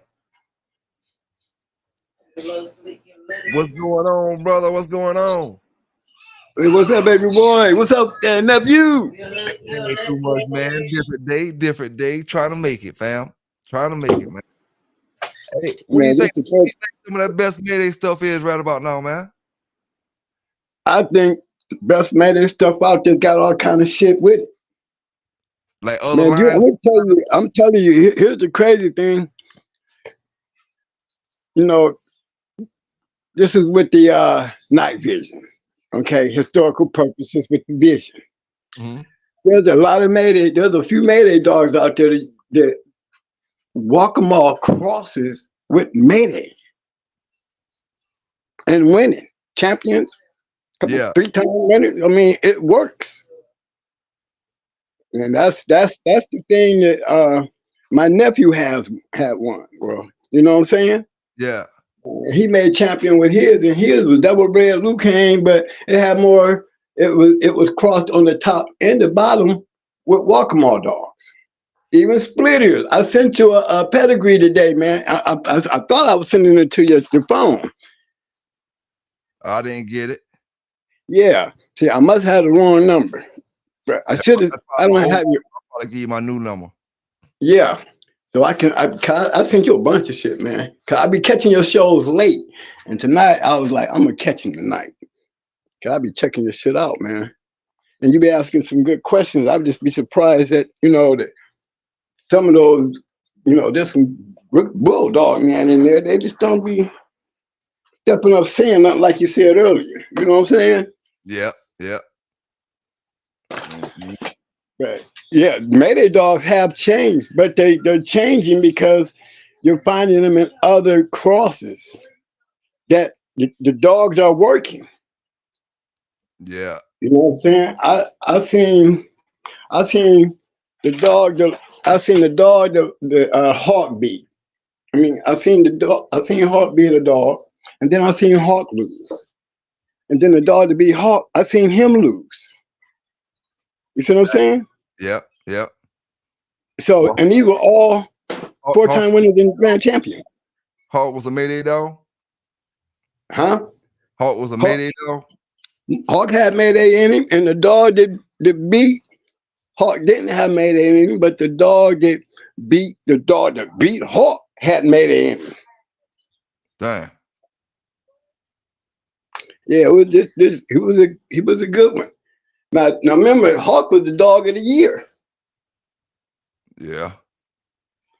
Buck beat him, and then Buck went into another Buck. Okay? Both of them 4-time winners. Both of them 4-time winners. Both of them named Buck. Dang. Yep, and the Buck that had the Mayday and he won. About hour 20, it was over. Dang. But he had Mayday in him. And every one of these dogs are bred good. King of Kings, Buck. Google me. King of Kings, Buck. But they got something else in them too. Oh yeah, they got something else. That's what I'm saying. The crosses, when you ask me about, are they looking different? Yeah, they're looking different because they're not being inbred. Yeah. Gotcha. Like Those black Mayday dogs. My nephew, right? His Mayday Walkmore dog is black. Hear me? Black. Yeah. I'm trying to tell you. And I'm not a fan of black dogs, but I picked that puppy out for him. Just because the way he was bred, but the way he act, even though he was a black dog, when you deal with Mayday dogs as much as I have, there's a craziness about them. Mm-hmm. You know what I'm saying? They ain't like those. They really ain't like the normal yellow dogs. There's something. Mayday dogs are like Malinois to me. Yeah. And you know what I'm talking about. Yeah. Chew on everything. Can't shut up. Got to be on the move all the time. Yep. And I seen that in that black dog as a puppy. And know what his name was? What his name is? Yellow Dog. Damn. His name is Yellow Dog. Pedigree out there. His name is Yellow Dog, but he is a black dog. Yeah. Heavy Walkmore, heavy Mayday. But he got the top half of the Patrick's Homer. That's where the black came from. And he was a bad motherfucker. But the reason why I picked him because he acted like the Mayday dog, even though he was black. And I told my nephew, I said, I never been a fan of the black being. You got all them other nice big ones in there, but I'm telling you, man, that one right there gonna be special, just because he act like them and he black. Yeah. Yeah, and he turned out to be a champion. And he Yeah. got, and I'm telling you, he got a lot of Walkmore in him, and he got a lot of Luke Kane in him. He's double bred Luke Kane and double and down to triple bred Walkmore. That nah, them boys had black Walkmore dogs before they got their dogs taken when they went into their pallet and stuff, and they start crossing their back after they bred it to that, and then they would start going back into their dogs, but they kept it. The black stuff kept showing back up, still showing up, and you know, shit. They had black dogs that was pretty much bred all the way back down to a pure line or 100% line, not a pure line, but a 100% line, and they was black. Yeah. And if we go back a little further, we'll see back in the day, man, they used to cross yellow with them Eli dogs. And there's several great dogs out there bred like that. You don't see them, you see far and few, but you go back there, you will find yellow and Eli being bred, man, and they was doing it way back then. So let me ask you, twin, because my man asked me and I couldn't really answer the question, man. You might be knowing what I'm talking about. How can you preserve this breed if we trying to go by the laws? How can you preserve it as far as breeding wise and breed best to the best when we trying to go by certain situations? Is it another way you can, I don't know. I felt like I couldn't answer that. I didn't have an answer for it. Hey fam, let me tell you like this, man. I'm gonna put it to you just like this. You probably would get a better answer from Mike. Cause me, I'm okay, you know what I'm saying? I'm on that bus. Oh yeah. Okay. And I refuse to get off the bus because, like you said, I can't fathom it. And why must I think about it when there's night vision? Yeah. They can't never stop you. It's like selling drugs. You know what I'm saying? Yeah, they wish they can cut it off, but they can't cut the faucet off. Yeah. You know what I'm saying? So you may not have as many out there because of Facebook and all this other stuff. You know what I'm saying? A lot of it can be killed off because now it's more of a money thing with the great ones. Okay. Yeah. It's not even wise to play out there and take big chances unless it's for the money. And so the game today is, illegal, but it's illegal because of the money. That's why it's getting so bad. Because, most of the time it's a bus and drugs. Yep. You're right about that. You see what I'm saying? So it's like, that's why you got champions constantly. That's why you got champions constantly losing. You never seen so many champions lose. You know what I'm saying? It ain't safe to have a champion around. You know what I mean? So the game has changed. But because of that reason there, and like I was saying about the Walkmore, Mayday stuff that you would never really kind of imagine, and being black too, you back in my time, it would have been unheard of. Yeah. You see what I'm saying? But as time went on, you wouldn't find that motherfucker running around on Facebook because you're too busy playing in the dark. You see what I'm saying?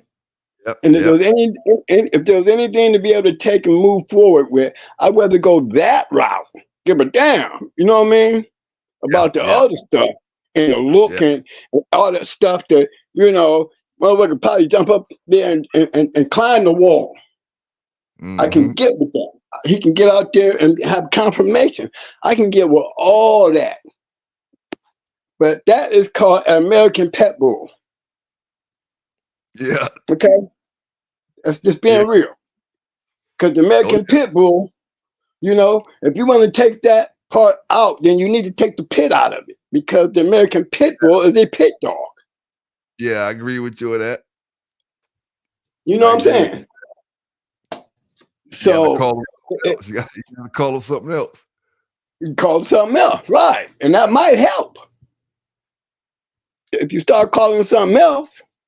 Because as long as we continue saying American Pit Bull, you know, to a real dogger who's done it and felt it and knows, you know, what we put into it. You know what I'm saying? Mm-hmm. And the history that was built can be just beat down to like it wasn't even shit by the time it gets to y'all, because there's so much that has changed and been accepted that wouldn't have been accepted in our time. Mm-hmm. You right You know about what I that. mean? Yep. You right about that, bro. So you know, Mike, you know, Mike, he's a fan of moving forward. But Mike, that's why we're twins, but we're different. You know, Oh Mike, yeah. you my second. That means I stayed dirty. You stood around and looked dirty. Okay? So my attitude is totally different than his. Hey, You know, that's how you it is. can still get the game, this all of this, and it can still be able to, but for who though? Because Yeah. one thing he says that makes sense. Why does it even matter if the dogs that you're trying to create has no purpose of that of a pit bull? Yeah. That's not what you doing him for or breeding for no more. Breeding Yeah. for some other shit. So, you know what I'm saying? Mm-hmm. Why should a pedigree matter? Hey, How you breed it? If the purpose is not the same purpose, we got all these champions bred back behind the but okay, so you got the breeding. So, but for what? This dog was bred like that for a purpose. What mm-hmm. is your purpose with that? To see a pretty pedigree and to be able to brag about the dog, but nowhere in there is it has anything to do with the preservation, because this motherfucker ain't being tested. Yep. He ain't doing nothing in his pedigree was out there doing to even have such a name that you know, he was able to be produced off the shit. But he's not doing that. He's Now, living off of that. let me ask you this. You know, we always came up with this saying, you ain't gonna get rich off pit bulls. But has it changed now to where these young brothers can get rich off pit bulls? Hell yeah. Well, man, Because you know, we always hell heard yeah. rich off pits. But You know, they're not getting rich. They're not getting rich selling dogs. yeah, That's the problem. You understand what I'm saying? yeah, They're not yeah. getting rich selling dogs. I mean, that night vision, you know, Annie Ann, don't go come to the light. You know what I'm saying? If you can't see in the dark, don't go down in the basement. Yes, sir. Don't go in the But you basement. can see in the dark. That basement is, yes, they're making, look, historically speaking, don't know when, where, and how. Just gonna keep it real. Mm-hmm. When a lot of guys can't do like the old school used to do. You know what I'm saying?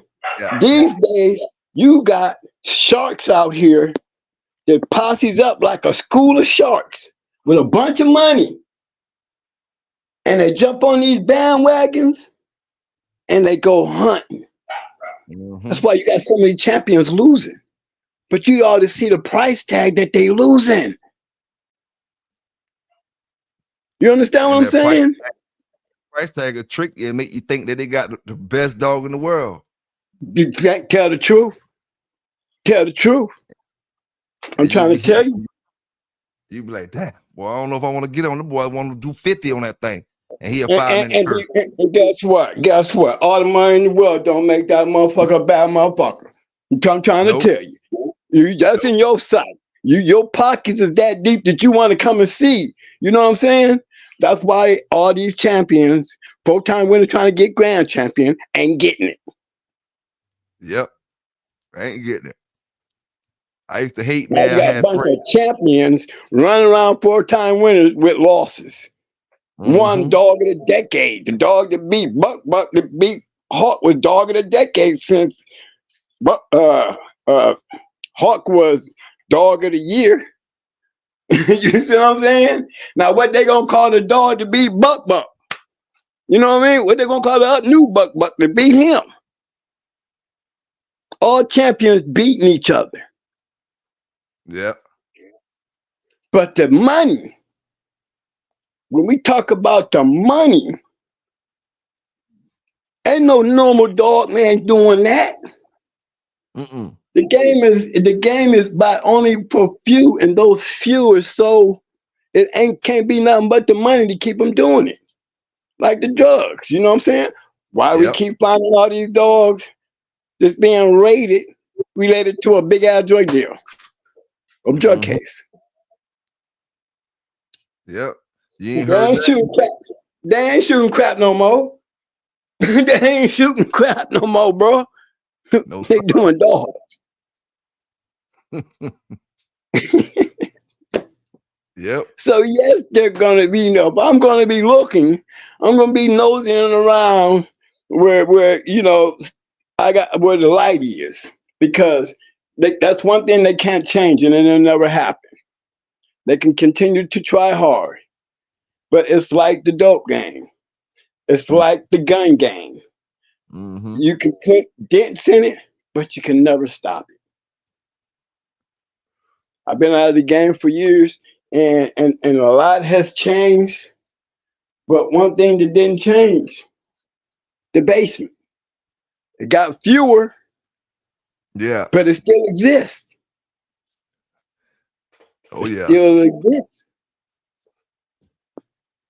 And Yeah. there's still greatness because it's still somebody putting shit together. And you won't see these guys on Facebook. You won't see these pedigrees when you see these champions that I'm pointing out. You know what I'm saying? That you can go look at, like I do a few of them on the show. If you're paying attention to what I'm doing, I'm showing you what's there. Yeah. Yeah. You see what I'm saying? Some brothers don't pay attention, man. They don't catch They on don't. certain ways. They be missing it. I'm not going to just sit up there and blah, but I show you that it still exists. Everybody Mm-hmm. be jocking that Pit Island stuff, and I have to. The reason why I be trying to get to you is because you be missing so much about the Walk'em dogs. I know. You always heard me say something about them, but you never heard me say the good shit. Yeah. We never got to the good shit. You see what I'm saying?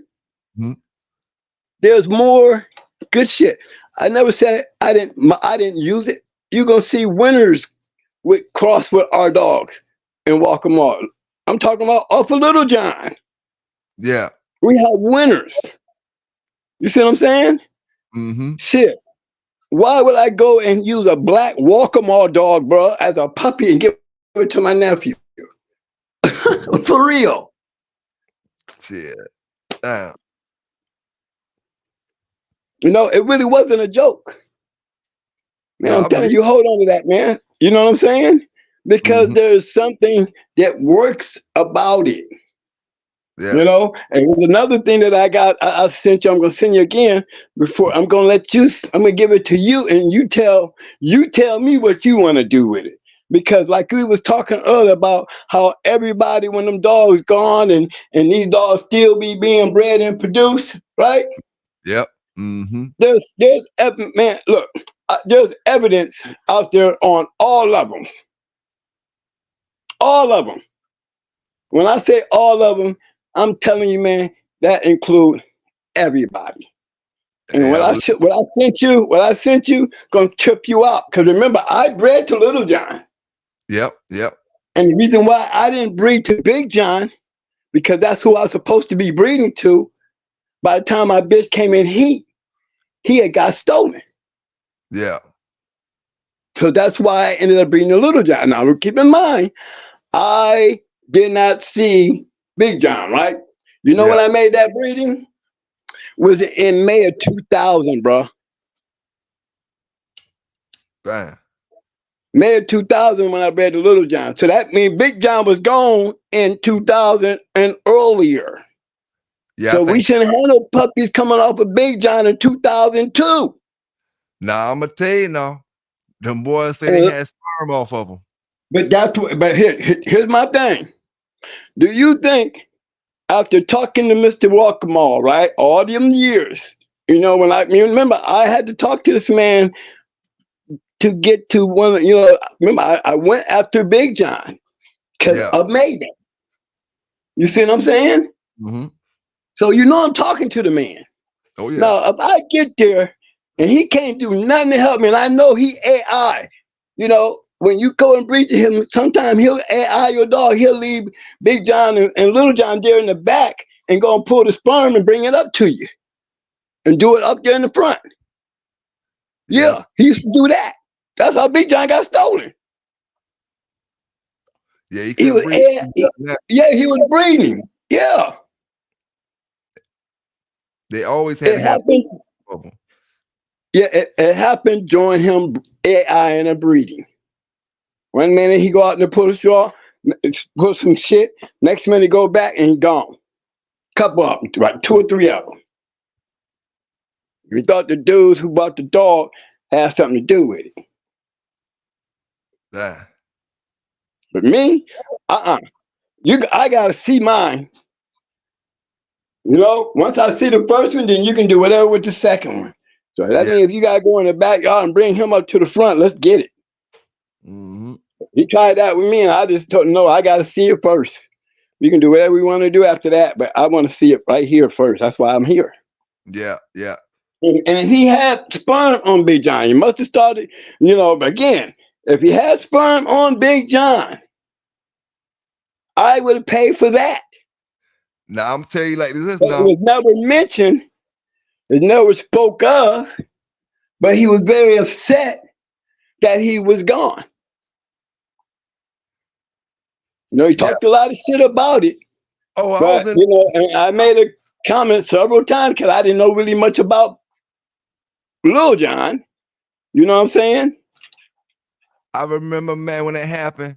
I wasn't at the house. I remember when we was in the projects, them boys came through, the old man and Sonny came through giving out rewards for looking for the dog. Said it just had happened, you know what I'm saying? Them boys was talking about $20,000 and stuff like that. You know, man, big reward. Was pissed off. You gonna shut up. Now, you know, when it comes to the sperm, one thing I will say about that, they always had to get the sperm off Big John. They always had to get them. They could never breed them. They always had to pull sperm from them. So I always gave it the benefit of the doubt on that situation. You know, I actually was gonna breed the dog that I got now with some Big John sperm, but the old man didn't really want to do it. You know, I don't know if it is or if it ain't. You know what I'm saying? But Right, but that's my question to you. Okay, this dog is off of Big John. Now, if he got a DNA specimen, if he DNA profile, to me, that does not mean none of their dogs gonna be DNA profile probably because they ain't dealing with through ADBA, they dealing with bona fide. Okay, but check this out though. There's a guy out there, right? Yeah. Got one of them champions, walk 'em all champions, that he has a DNA profile. And this dog is supposed to be off of Lil John, but his birthday was 2002. So my question was, hey man, if they had sperm off of Big John, and the only reason I kind of felt like I doubted it is because, like you said, I knew about the AI and how he got stolen, and then how he wanted to do me with Little John. You know what I'm saying? He wanted to do the AI, but I didn't want to do the AI first time bringing my bitch. You know what I'm saying? No, we're going to stand here and bring him up to the front. Yeah. You know what I'm saying?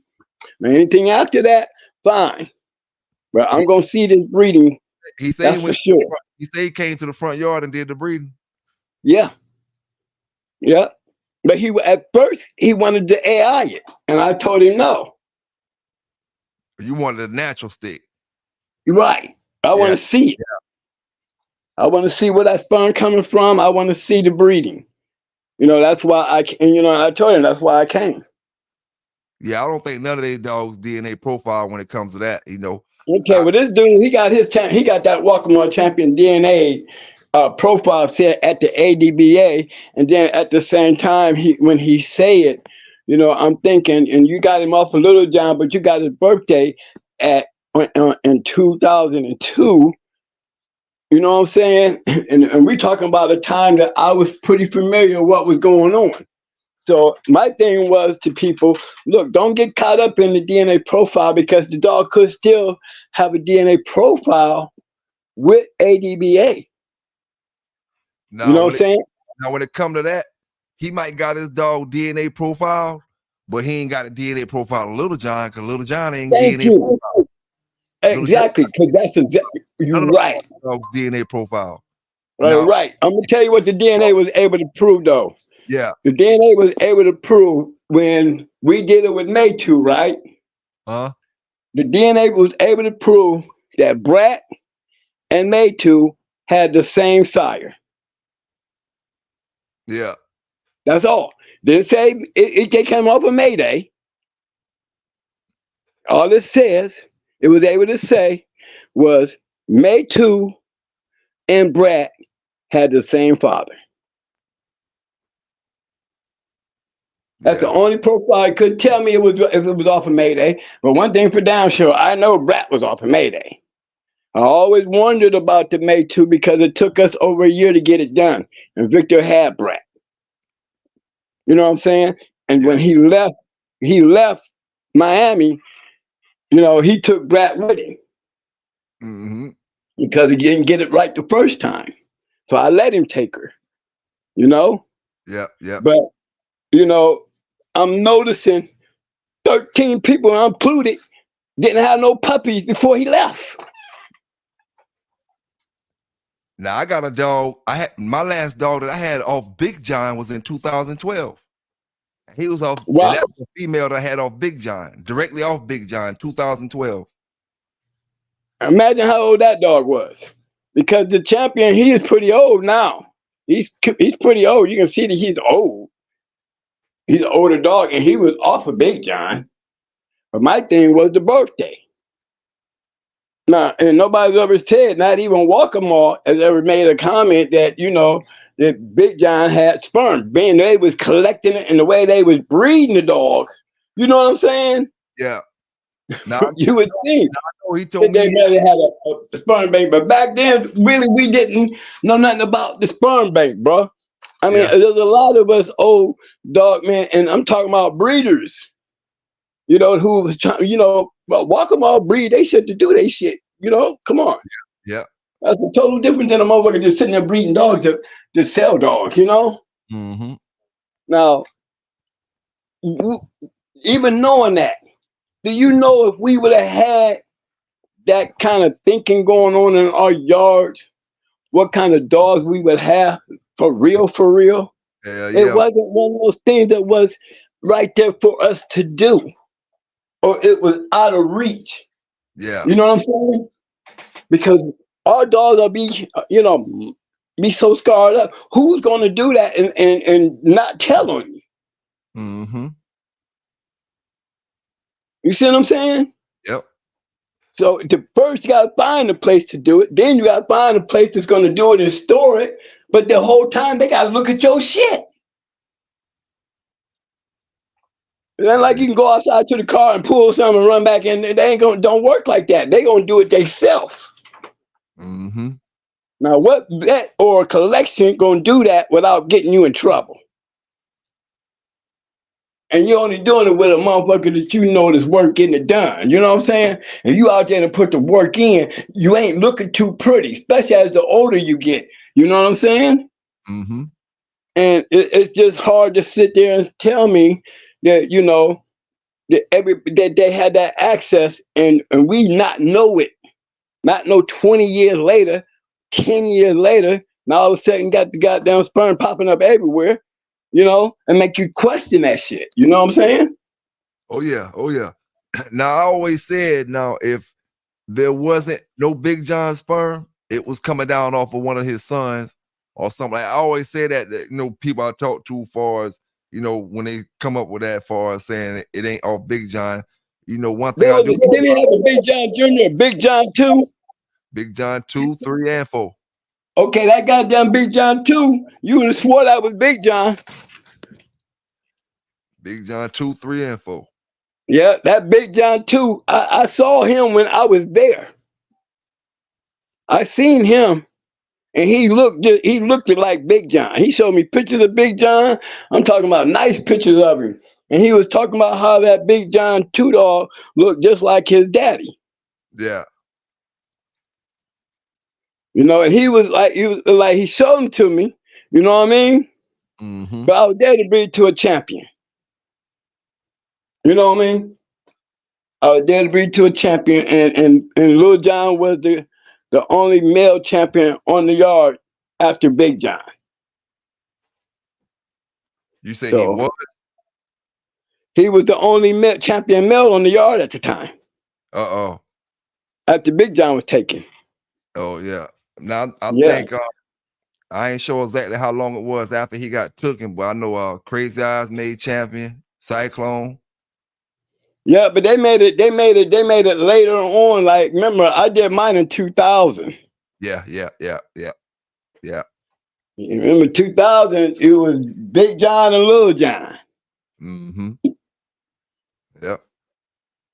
Am I right? I think Little John died like in early 2000s, probably like 05, 06, somewhere in there, 04, 05. Yeah, yeah. If I am mistaken, I ain't sure though. But yeah, I bred the Little John in 2000. Actually, the puppy was born in July of 2000. You didn't like that little? The only dog that quit in the litter was a male. The Little May sisters that I did send out, man, they all produced winners. There was really two of them. They didn't really, it basically the shit that you say about what you was running into, yeah, right? I'm telling you, man, if there's nobody believe you, I do, because I know exactly what the fuck you're talking about. Yeah. Sure do. All the bad shit that came along with it. And here's the thing, bro. I bred Sassy Girl to Lil John. Sassy Girl. Right. You know, and that's Buck Rogers and Baby and all the mother motherfuckers' mama. You know what I'm saying? Mm-hmm. So the bitches produced. The bitches produce winners. And you're gonna see when you look at the pedigree, you're gonna see how, you know, you're gonna see a trend. That you know what? When you start looking around, you're gonna notice not the Pit Island shit and all that everybody doing that shit over there. No, the ones that was working was them night visions. Them boys that got that vision of the night. Yeah. They was crossing it with Mayday. You're gonna see Mayday. You're gonna see Macho Buck. You're gonna see Airtight Matey cross with it. And I'm talking about not just one. I'm talking about a line bred Walkmore dog. Yeah. And I think that Macho Buck be adding some good stuff into them dogs when it cross the right ways too. Well, and that is because the Walkmore stuff with the Macho Buck stuff, Macho Buck is supposed to work because it's supposed to be right. It's right off of Mayday and Blondie. Blondie was Yellow Buck's little my sister, so that says Blondie was right off of Grand Champion Buck. Yeah. And Mayday was right off of Grand Champion Yellow. You know what I'm saying? Mm-hmm. My dogs, when if I'm claiming to be the first, which trust me, I am. When I cross my Mayday stuff to Stone City stuff, that's where Baby and Buck Rogers and all that line of dogs came from. Yeah, I had better dogs than the actual breeding with Mayday being bred to Blondie. All we talk about is we talk about Macho Buck, but even Sir Kell produced better dogs than those dogs, the Macho Buck dogs. Sir Kell herself, and she was off of Yellow Buck and Miss Nico, and Sir Kell was also the litter mate to the father to Baby and Buck Rogers in them. So they was off of Yellow Buck and Miss Nico. So, you know, with us playing with that line of dogs, you know what I'm saying? Mm-hmm. And then you got Chico and Evolution playing the games that they played. You know, you made a comment in one of your shows when you had a question about them dogs of the year, Yeah. right? Yeah. I Yeah. wish I was with you live so I could have told you how real and right you were and give you the background to giving you that, to really solidify what you really was saying. You see, you didn't solidify, you was thinking and guessing. It Yeah. could be, it must have been. Well, Yeah. let me fill you in. Let me fill y'all in. Ward Kennels is the guy who bought the journal from Victor. Yeah. You will find Word Kennels in your field with the Walkmall dog because he started incorporating his Walkmall dogs, and him and Natural Born Kennels got together and started crossing that shit with Spartacus. You know what I'm saying? With the Mm-hmm. Lucan stuff, and that's where that champion came from that we got. Now keep in mind, 2003, he gets busted up in Pennsylvania at a match. Mm. Okay, that's 2003. What happens at the end of 2003, they raid his house in New York. They Yeah. raided him. And Crossroad told me that. Crossroad told me that, and that's exactly the timing that he told me that. Exactly when you said 2003, because Sambo was in that 2002, 2003, 4 era, and That's right. that's exactly when he told me about. He was. I don't remember exactly how he said it, but I remember Busted. I remember Dog Journal, and I remember something about New Yep. York. Something about New York City. You know what I'm saying? Yeah, he was the one that was, even though Jack was still controlling the OM and the the OMs and the dog of the year. Jack was still running that. But he gave Word Kennels the option to, pick his dog of the year, his choices. He gave that to him. So in 2003, before Jack gave it to him, this is what happened. 2003, he got busted in PA. You know, you in PA, but you from New York. You don't think they're going to come down to your shit and you got kind of a dog fight in a fight? Mm-hmm. Oh, yeah, they made it to New York and they hit his crib. And when they hit his crib, he had all 5,000 subscribers in the journal, all the matches, everything that had things to do with the journal. They took that information and they went down and hit Jack's house. Damn. Yeah. See, Jack was able to get out of it because regardless of what they found, we're protected under the First Amendment. That's why I was telling everybody about, hey, they couldn't do shit with the journal. Even though this dude was the owner and the editor of the Sporting Dog Journal. And they raided it and took all that information. The man was still able to keep the journal going, was he not? Yep. He still kept it. After all that, the Department of Agriculture went through everything that they got, and they have database every match, every kennel, every dog, and every journal ever done. Damn. They was able to go, in my case, they were able to pull up every match,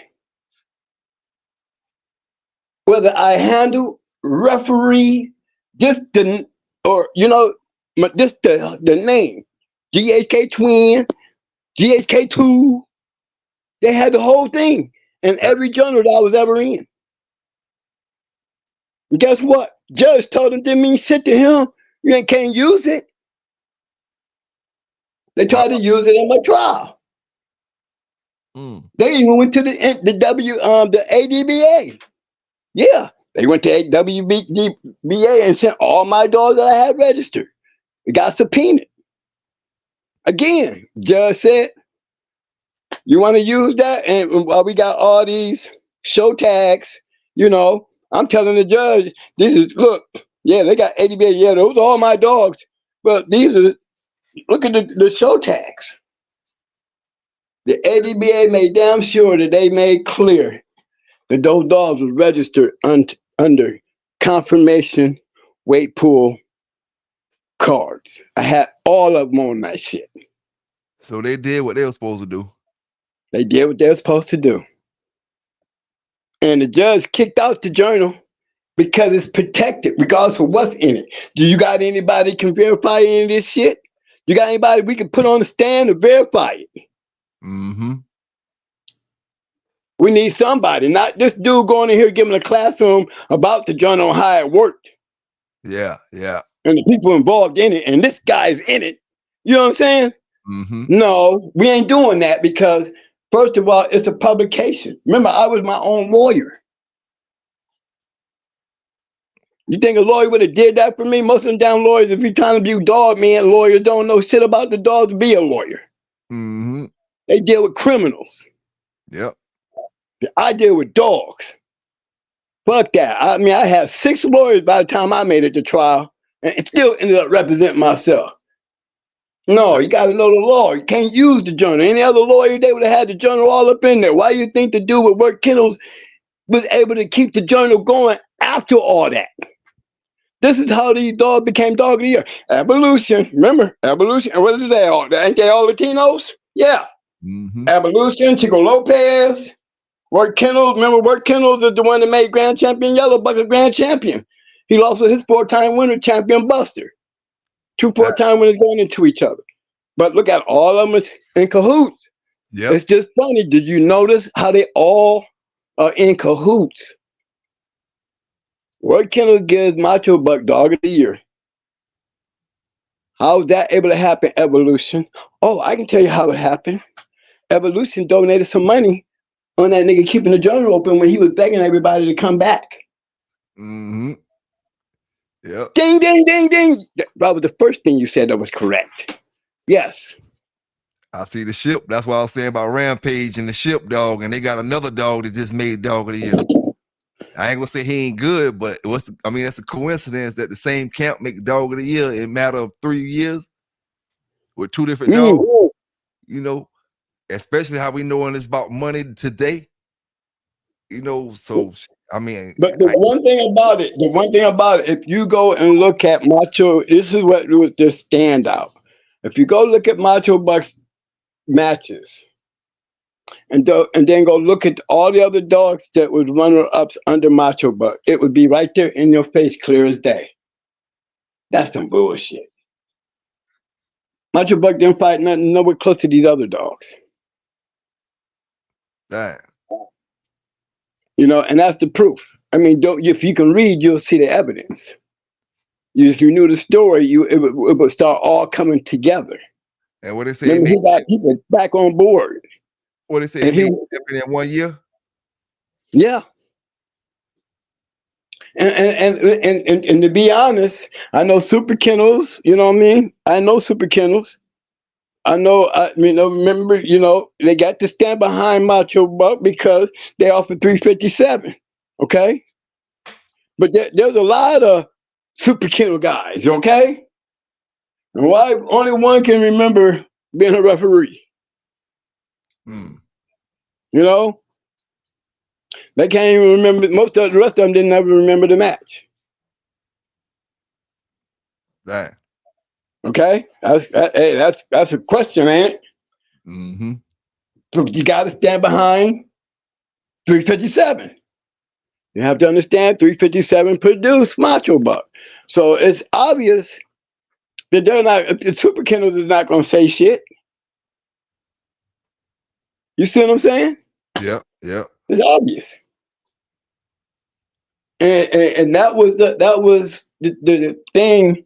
If you knew how Evolution and them was operating, Evolution, Chosen Few, you know what I mean? They come by many names, Chico Lopez, you know what I mean?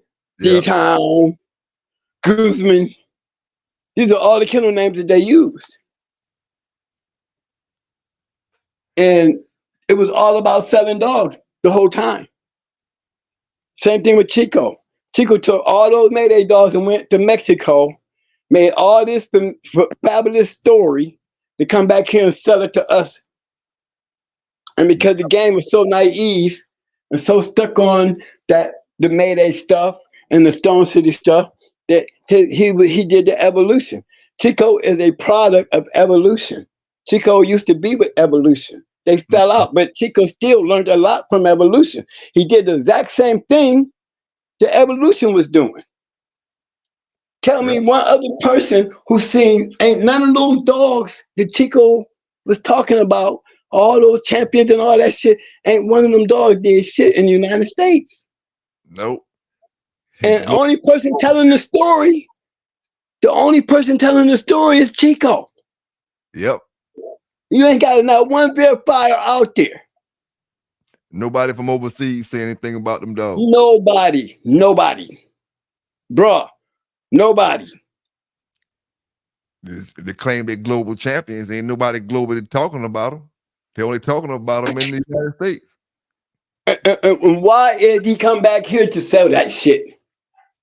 This the state where this the country where you sell it all at. Sell all your products. Right. Here come the salesman, the evolution salesman. Chico's a good salesman. He's a good salesman. Why didn't Stone City say something? Remember? Y'all remember Douglas Brown's show? I made that statement. Why Stone? There's something wrong with this because I know Jesse. And I know Tony. How are they letting these dudes do that and they ain't saying nothing? What's going on here?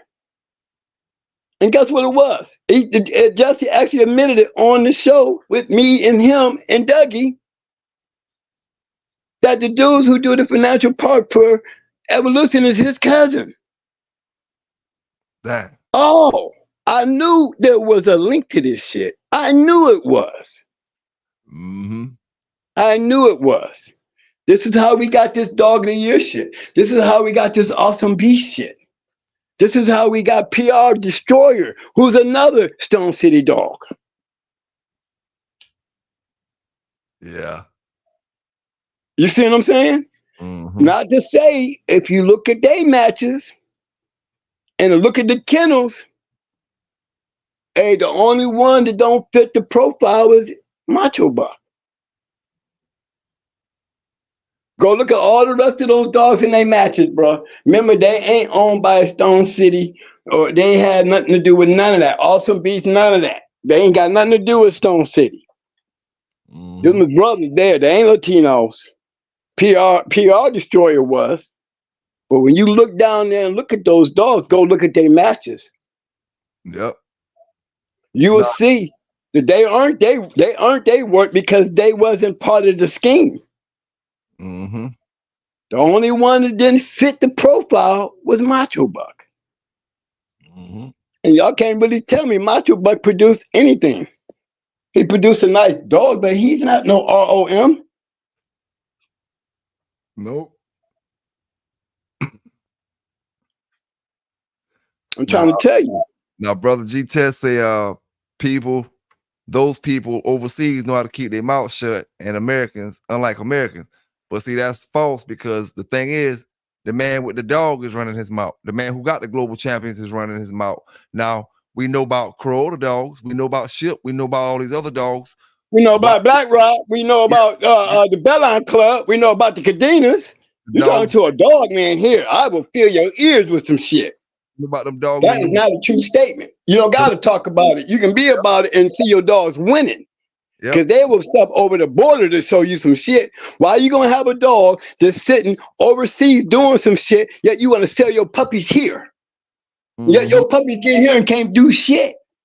They ain't great as the ones that you're producing. These dogs you claim he produced. Why he ain't producing like Mayday in other people's hands?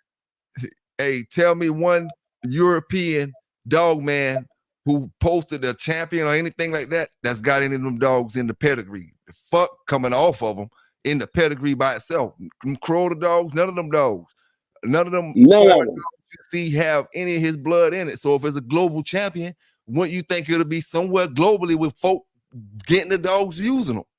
Who using especially them? Coming out of Mexico, the way that Eli, that Mexican Eli came up out of there. You know what I'm saying? And you got Macho Buck doing all this dog of the year international shit. But where is those dogs' pedigrees? Where is they producing that? Are you telling me they did all this in Mexico and really couldn't produce shit? They couldn't even produce for Mexico because they probably would be pretty famous in Mexico the way you got it. Yeah. You know, I mean, why you think your shit supposed to be? I mean, look, Black Rock is in Mexico. Well, look at they shit. You know, there's no doubt that that they was winning, and there's no doubt that they should come over here and win too. Mm-hmm. That's not what we getting out of Chico. We getting a story. And it's not the fact that it's just Chico's story. It's the fact that we can never get no verification of his story. Okay, now, if Garner say, okay, I got global champions, or this or global this, or this, okay, now you got brothers over there in Europe that's using them Garner dogs, and you see them because they posting them. Who you see posting the Chico dogs from Europe? Because he ain't never have them. Them dogs wasn't. Only Dude America. wasn't doing nothing with them dogs. The dude wasn't doing nothing with them dogs. All that shit was a story, bro. You're right. I mean, when you go asking yourself and really start asking yourself, don't try to make him different than everybody else. Put him in the same category as everybody else that was able to do their shit, know their shit, and still produce their shit. And the story keeps lining up. We don't have a off the track shit like Chico did. Mm-hmm. He came over here and was able to sell a bunch of damn dogs off the track. Yep. Global champion. You don't see nobody globally using them. He the only one making the champions off of them. And he wasn't even making them champion. He was lying about that. Yep. That's what I would figure. Because the shit was working. And look, I caught him in too many things, bro. You don't know. I mean, all the things you heard me say about Chico, you notice Chico never said nothing back about me? Never. Mm-hmm. And he be watching these videos. You already know. If there was anybody out there that could hurt him, remember that goddamn grand champion, Toby Rom? Supposed to be a Mayday dog, but he was black. And I go through the dog pedigree there. Where does the black come from? Explain that. Yep. And he's supposed to have been off for awesome Mayday, who's supposed to be a champion, that's the dog that lost that night that he got arrested down there in North Carolina. See, these are stories y'all don't know about. Nope. I gotta get you up here and we talk about it sometime. Oh yeah. But these are the stories that, man, all of us didn't die off. And I don't think there's too many people out there that was fortunate enough to really get around and get out there like I was playing around. I mean, I was having fun. Mm-hmm. And I've seen a lot.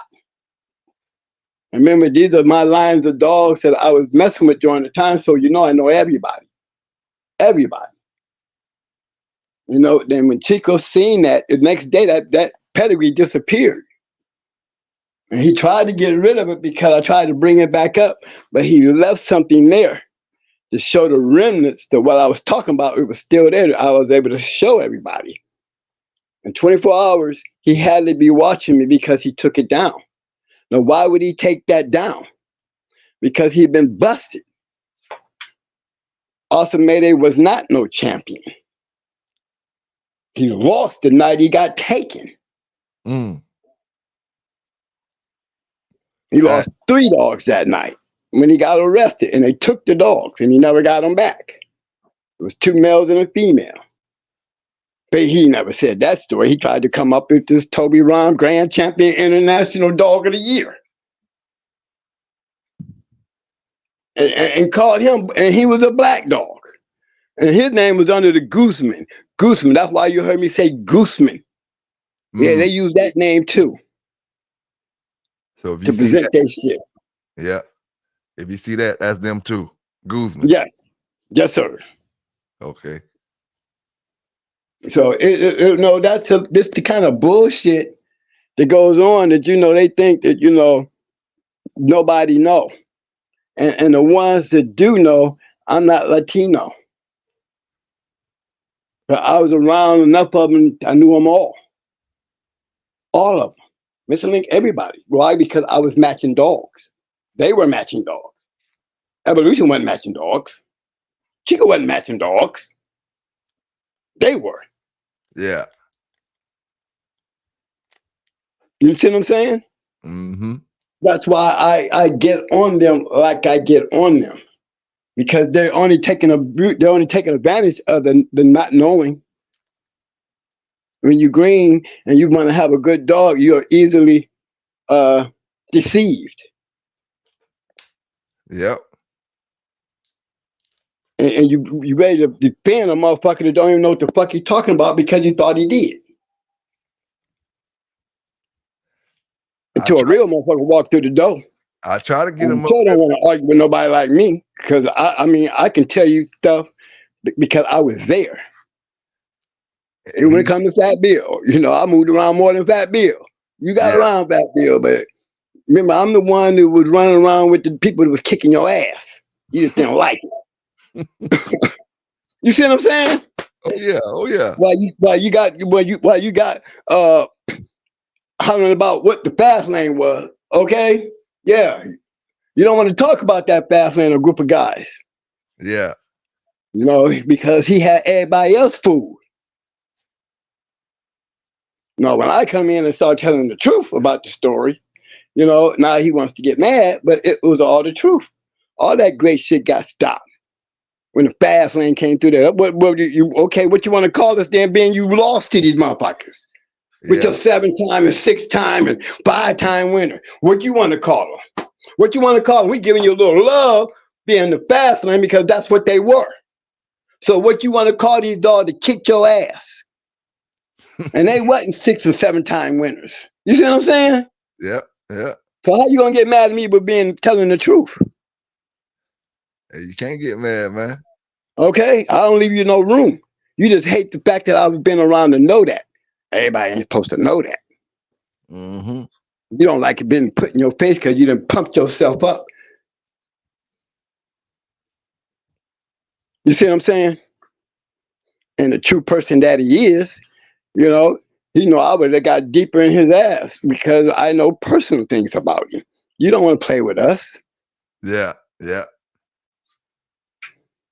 You know, so that's, you know, when you deal with guys, it's just, when I say we were playing in a thing that my love for this shit is real. It's real. I make jokes about being on California Jack's yard, and most guys would talk about California Jack like he's Tom Gardner or something. Well, goddamn, when I was on that man yard, I told you, man, walking around the yard barefoot and stepping in dog shit like it wasn't shit. House full of snakes.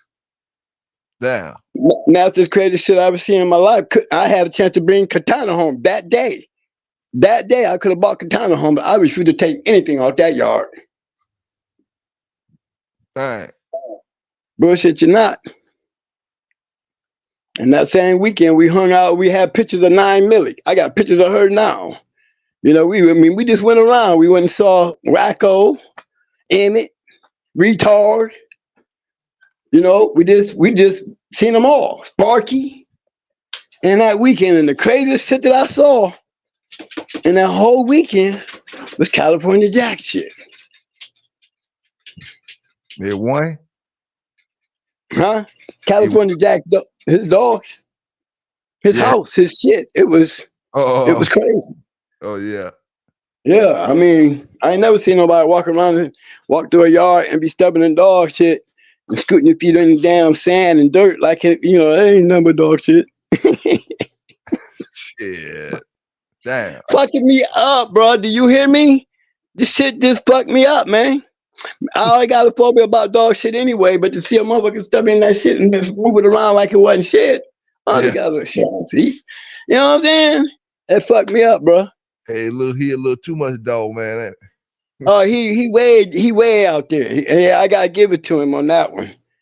Yeah, I had to give it to him, bro. But it was sick enough for me to not want nothing on that yard because you know the smell was just as bad. Yeah, yeah. It wasn't just that; it was the smell, and then I have a house full of snakes too.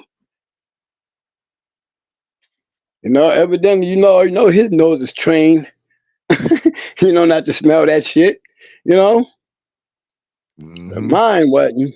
It was the craziest shit that I saw while I was there. But I've seen a lot, but I've seen everybody, but he was the most interesting. He gave me all his, you know, I had an opportunity I got all his little books and shit he did. He made my kennel partner, he made him pay for his shit though. You know, no, I know twins. No, I know twins. but he definitely, you know what I'm saying? But my kennel P is the key factor of everything that has to do with us. Yeah, yeah. Everything. But you know, no, I don't know him like I know you though. So yeah, he got to pay. And you didn't have to buy none of that shit. We could have took my shit and copied it. But you just wanted to have you some California Jack with his signature on it. Go ahead and pay for it. You know how that go. Yeah. Hey, You know, when they got money, they don't everything they you know, they quick to whip out $1, $100 like it ain't shit. When you broke like us and we trying to we thrive for our hunts. You know what I'm saying? Yeah, yeah. We thrive. I'm telling you, more people made more money off of me than I did. Damn. Damn. Now, what question y'all was asking down there? Y'all saying something about a question, but Bobby keeps saying something about Walkmore bought some dude named Jared Davis dogs, but he the boys ain't buying my man dogs because I've been around the boys all my life, and the boys had the same dogs they had since the 90s. I'm not gonna say they didn't buy one of his dogs or something like that, but they must have hit it. You know, I'm not gonna say they didn't. But you got to come up here and tell the story, bro. You can't type when you typing it. You know, it's no credibility behind typing something. You got to tell the story. I'm not saying you're not telling the truth. I'm not saying you're not telling the truth, but you got to be willing to stand behind what you typing. You know what I'm saying? But what's the problem if he did? I mean, I bought dogs from other people. Yeah, yeah. There's nothing wrong with big kennels like that. We need other people's dogs when we want to step out, and that's a privilege to be able to see a kennel like Walkmore wanting somebody else's shit that ain't big as them or good as them. That's a privilege, you know what I'm saying? So there's nothing wrong with it. But when you tell the story, make the story where we all want to hear it and not argue about it. You know what I'm saying? Yep, yep. That's why I they say, come man. in with that herd shit, and that shit don't never work. Mm-hmm. That's why I say, man, damn, these stories, man, it's like it's no reason to argue about it. You know what I'm saying? Get up there and tell your story, and that it just is what it is. You know, Yeah. If somebody was there with you, they can say, "Oh, whether you telling the truth or not." But other than that, I mean, hey, man, you gotta listen to it. You can't knock what a brother, what kind of story a brother giving you until you be willing to get up here and give a brother a story or tell something about how it went down, you know, in your days.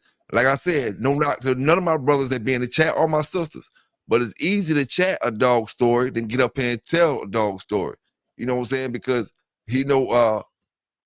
when it comes to lying and telling the truth, you can't tell who lying and who telling the truth. It's really when you texting. You know, you can't tell it when you talking on a thing, but if a brother telling the truth, he can just come off the dome with it. You know, you don't have to stutter or study anything. You just come off the dome with it. And just like what the brother was saying about Michael Myers, you know, if there's any truth to anything with it, you know, you come off the dome with it. You don't have to no stuttering, no nothing. No, if you know anything about it, you know, so to the brothers that be, you know, in the chat, and I always welcome brothers to come up here and talk, man. I sit back and don't say nothing. It's just, I'm not gonna knock your story, dog, because I'm not the one to knock it. The United States is so big, man. There's so many different stories. You never, you can't knock nobody's story. Right. The thing about Michael Myers, the girl had Michael Myers. If you know the girl gonna tell you if she went and won number 3 with Michael Myers. See, we know she won 2. Yeah. The question is, we never heard about the 3rd one. Yeah. That's the problem. No, Miles Kent didn't do it. Yeah. You know, because but the thing is, in a lot of these stories, is so many years so far back that some people would think that no time has passed and it's on an irrelevant that not too many people are there to question the bullshit that they'll bring to the tables. So you have some out there that'll try it. You know what I mean? Mhm. And like I said, I was away from the game a long time, and when I came back and seen what Chico was doing, I was laughing at everybody. You know, like, I can't believe he got this shit off like he did. But a whole lot of shit changed on Chico when I got out there. Yeah. He wasn't, you know, he got back down, he got into a basement thing, you know, he kept sticking his head out there, now he's sneaking around, you know? Because all I did is ask the questions. Why is y'all up here listening to this dude when y'all need to be listening to evolution? They the ones taught him this shit. And if you go back and do your homework on evolution, you're gonna see what I'm talking about when it comes to Chico. They were all salesmen. All of them. Evolution told me he don't deal with Chico like that no more. They fell out. He used to work for Chico. Used to work for him. Chico used to be the man on the yard. How you think Chico got around Mayday and all those dogs, bro? Yeah, he was telling me because see, I did a video a while back about Macho Buck, and I was claiming, you know, I was saying Chico was the owner of it. Evolution. Me and him ended up talking probably that next night or something like that about the dog, and he was telling me Chico ain't got nothing to do with that Macho Buck shit. You know what I'm saying? He know that when Chico was in New York working or doing whatever he was doing, and how he, like you just said just a second ago, he used to stay with him and things like that, and how Chico played it grimy with Macho Buck and try to take him down to Mexico and do something with him, with far as the breeding wise and him being sterile or something like that, and Chico trying to say, man, it's just Chico was just trying to do so much dirty stuff when it came to Macho Buck. You know, yeah, he said they had frozen semen on him.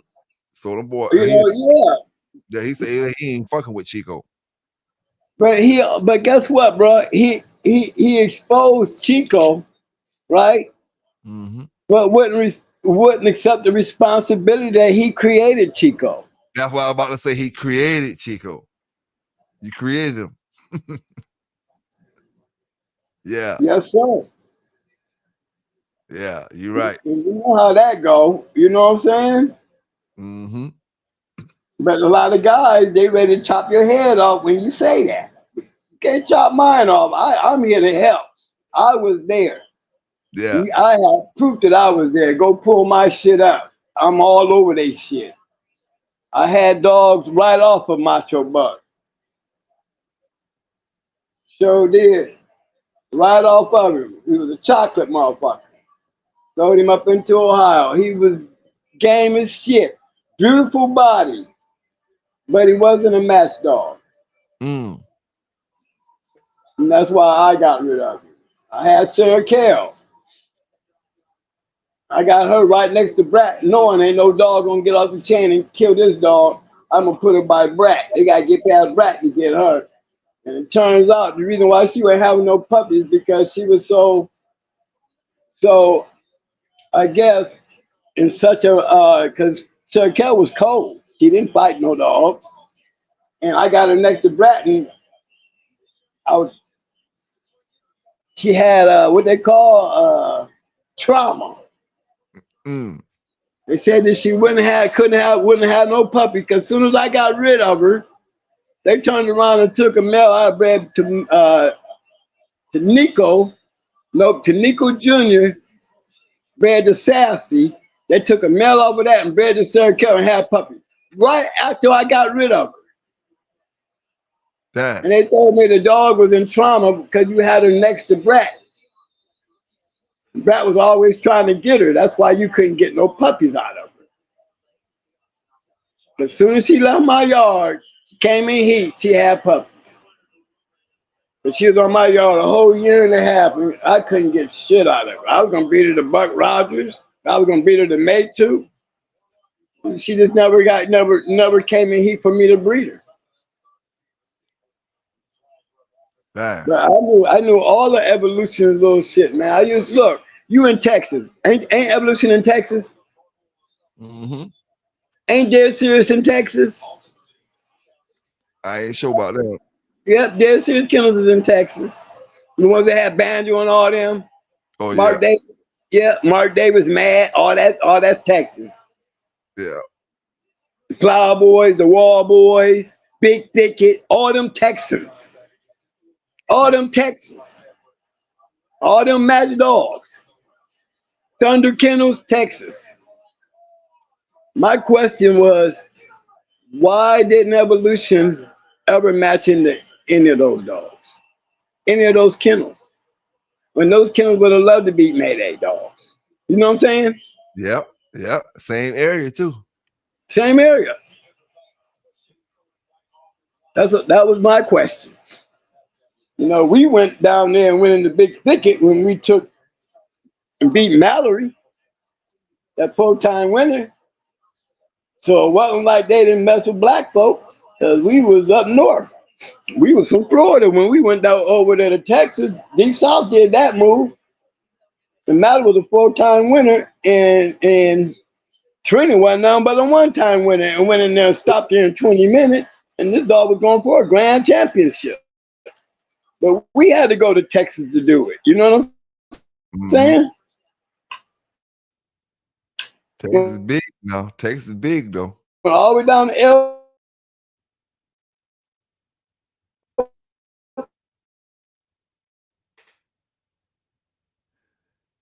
You broke up on me just now, twin.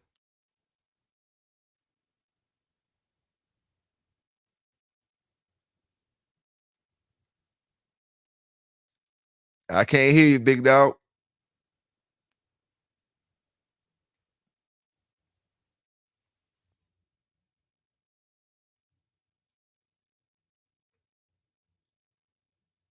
Y'all can hear Twin. I can't hear him. Twin, I can't hear you, bro.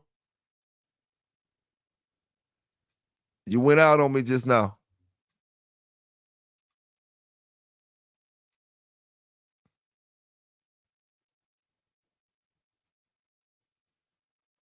Big salute to the brothers in the chat, man. Big salute to the brothers in the chat. You know, let me see, man. Bobby, man, you gotta get up here and talk some dog talk, man, one night, man. You say you know a lot of people.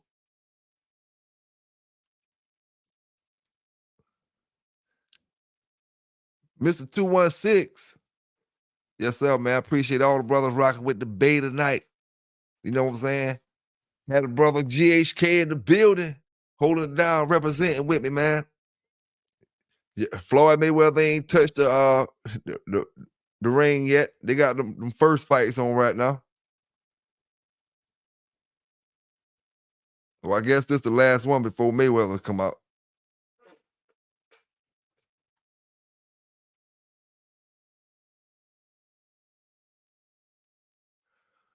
Mark Lamar, what's going on with you, big homie?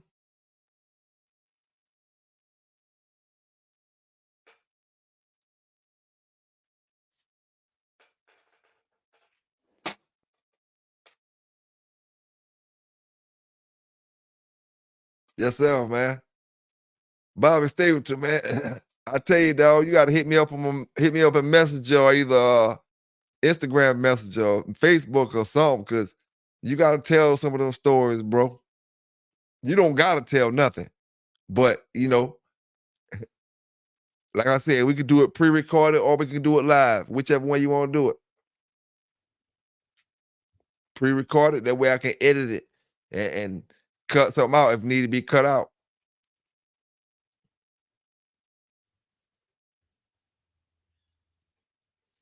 Hey, appreciate you dropping in tonight, Mark Lamar, man. Appreciate you dropping in tonight. I'm glad I stayed on long enough for you to drop in, bro. You know what I'm saying? Glad I stayed on long enough. And like I said at the beginning of the show, man, happy birthday to Fat Bill. Fat Bill birthday today. Wish you many more, big homie. Wish you many more. And hope the Lord allow me to bless me to make it to your age. You know what I'm saying? Yes, sir, man. Many more, many more. And like I said, happy birthday to any dog man out there who had a birthday over the past year. Or, I mean, not year, damn. Over the past week, my fault. Over the past week, past couple weeks, or their birthday coming up in the next week or so, and I may not know you. Happy birthday to you, man. You know what I'm saying? Happy birthday to you.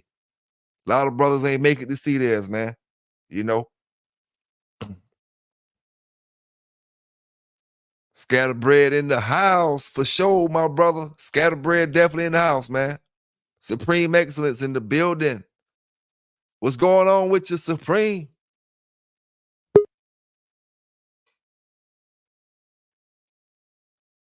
Let me see. I should be in there.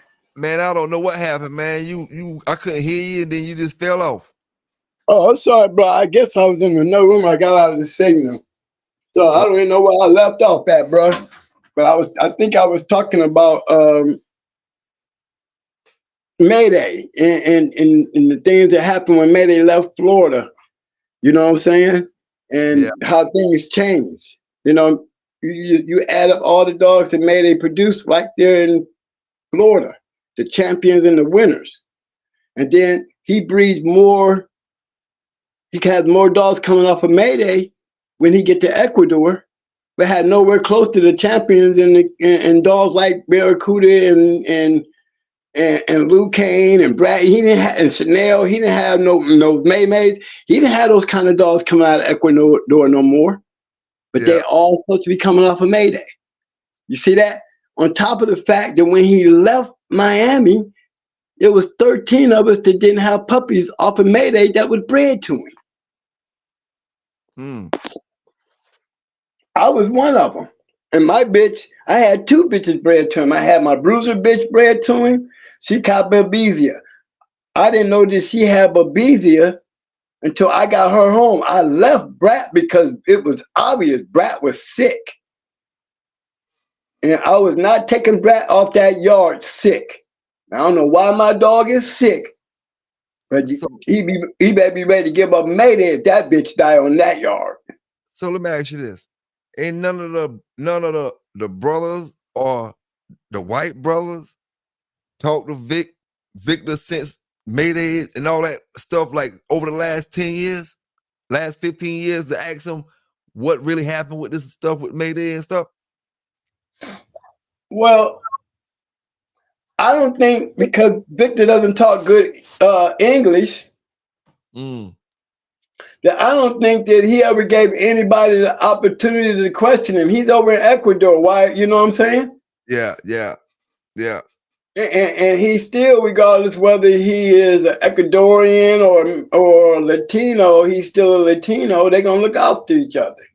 Yeah. Because, like, remember, Victor had made it in Ecuador when he went to breed to Blondie, Yellow Buck's Little May's sister. When they made the Mayday Stone City breeding, yeah, that was Mayday bred to Blondie, Yellow Buck's sister. Now wait a minute, y'all gonna make that breeding, right? Yet I'm still talking about the 13 bitches that you left in the United States that didn't have puppies off of Mayday, that was paid for and bred to, that did not have puppies.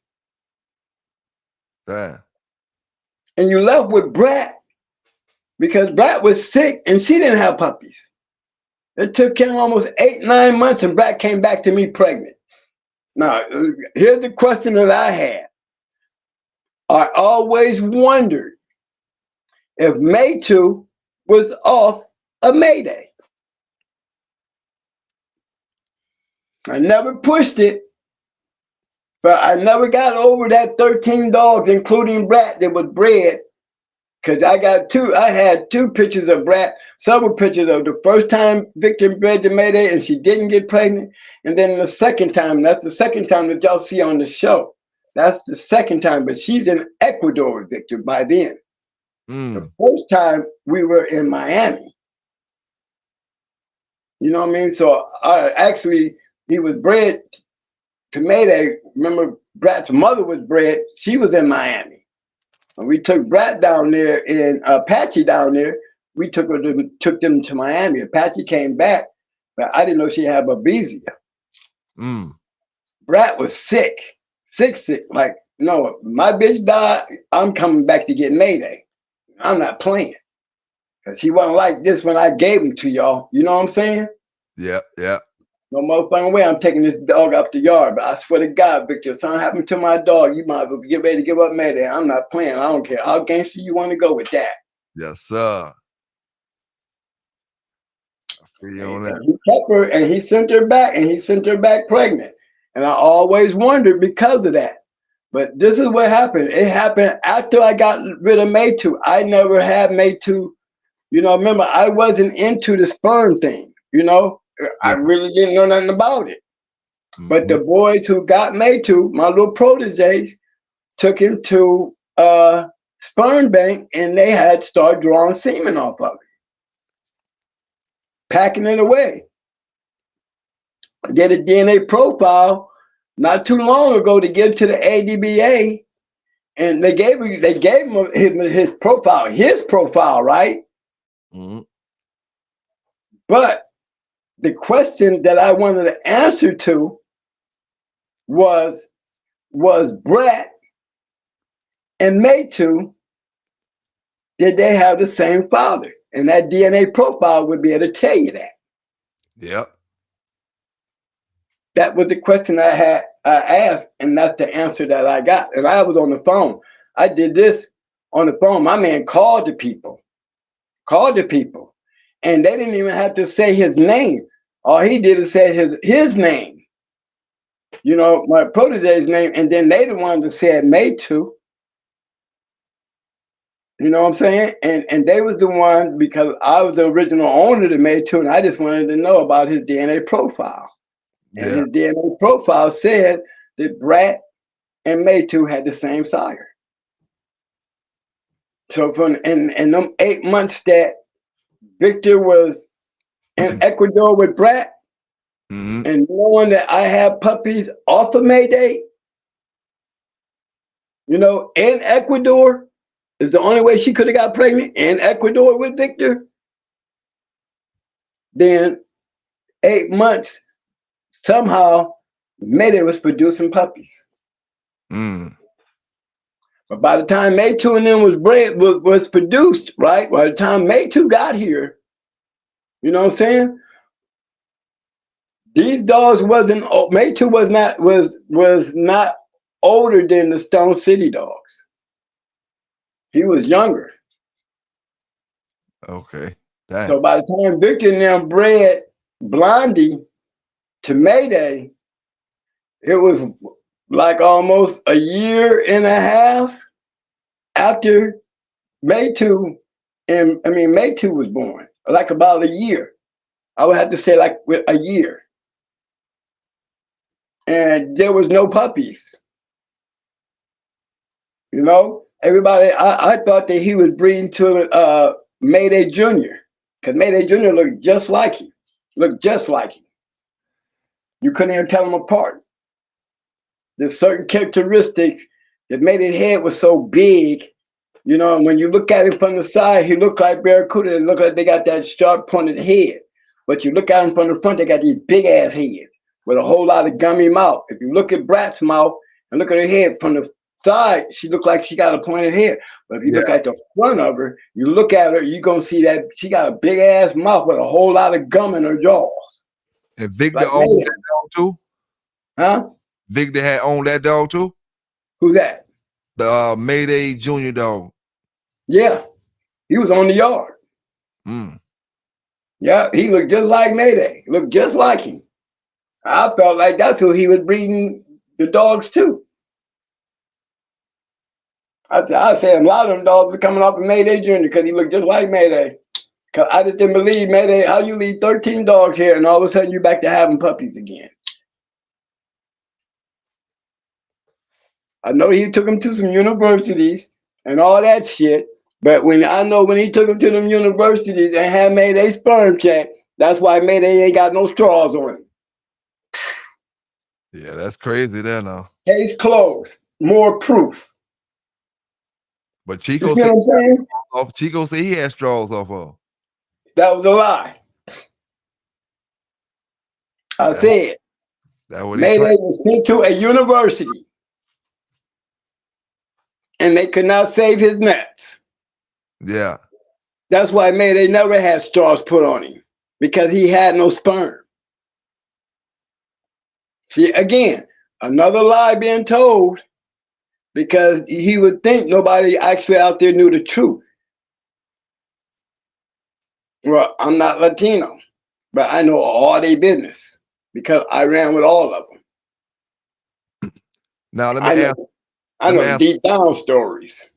The brother Bobby Stapleton. Now, see, we gonna need you to get up here and tell some of these dog talk you're talking about, because now your story is starting to contradict with stories we heard brothers get up here and say already. See, you say Mayday was born in Miami, but we got a brother that got up here and told his dog story, and he said Mayday was born at David Tant house. You know, so if you can get up here and tell your story, my brother, you know, we don't mind. But you know, your text is starting to contradict what brothers done got up here and spoke about already. You know what I'm saying? You know, unless you was asking was Mayday born in Miami, you know, you can switch that up real quick, you know, and say you was asking. But as far as saying he was, I'm not saying he wasn't, but I'm saying we had a brother who was up here who's saying Tant and Mr. Hollingsworth had problems about the litter, and whether they did or whether they didn't, he was still born at Tant house or Mr. Hollingsworth house. One or the other. Unless Mr. Hollingsworth. Did y'all know Wildside had him too? No, I didn't know that. Yes. Yes. Victor did not get Mayday off of David Tant's yard, y'all. He got him off of Wildside's yard. That's where Madonna ended up, and that's how Madonna got away. Madonna, she ended up in Ohio, and then she started moving around. But Carl Mims had Mayday in them when Victor got him, not David Tant. And the reason the argument came up because Mr. Hollingworth was getting out of dogs. Remember, Mayday and them was the last dogs. Didn't nobody want them. Mr. Hollingworth got sick. He had to get rid of the dogs. California Jack, he went after Poncho and them. He didn't want the yellow stuff. That's why he ended up, he got a chance to pick before he picked over Mayday and them. Yeah. California Jack had an opportunity to take Mayday in them, and he didn't take Mayday in them. He took the Poncho dogs. The dogs that didn't have yellow in them. And so Victor ended up, Mr. Hollingworth was so sick that Mr. Mims had those dogs. And Victor got those dogs from Mr. Mims, even though he got them from Mr. Hollingworth. He picked them up from Mr. Mims. People didn't know that. You see what I'm saying? Yeah, Wildside had Mayday in them too. And Mr. Hollingworth had gotten so sick that didn't nobody take on those dogs. Victor, they was the last dogs that Mr. Hollingworth had. And it wasn't like he was trying to keep them. Didn't nobody want them. Damn. And Victor had just left the Latin boys and had an opportunity to get his hands on them, and he ended up buying all of them, all the puppies, everybody but Madonna. But he got all the puppies in Dolly. But I'll tell you what though, I ain't sure. You know, we can say what come off Mayday or what don't come off Mayday. But a lot of them dogs out there, you can see Mayday in all them dogs. Whether it's something about Mayday you can see in them. You know what I'm saying? And like they got a characteristic that here's the thing about Mayday dogs. There's a genetic gene in those dogs that is almost like a implant on dogs coming off of him, and you're gonna always find it on the chest and the neck. Now I will say this. You put Big John and you put Mayday side by side. Mayday got more characteristics. I think he's more of a prepotent type dog as far as looking wise. Because right now today you can look at a dog, look, you know, he or she look like Mayday.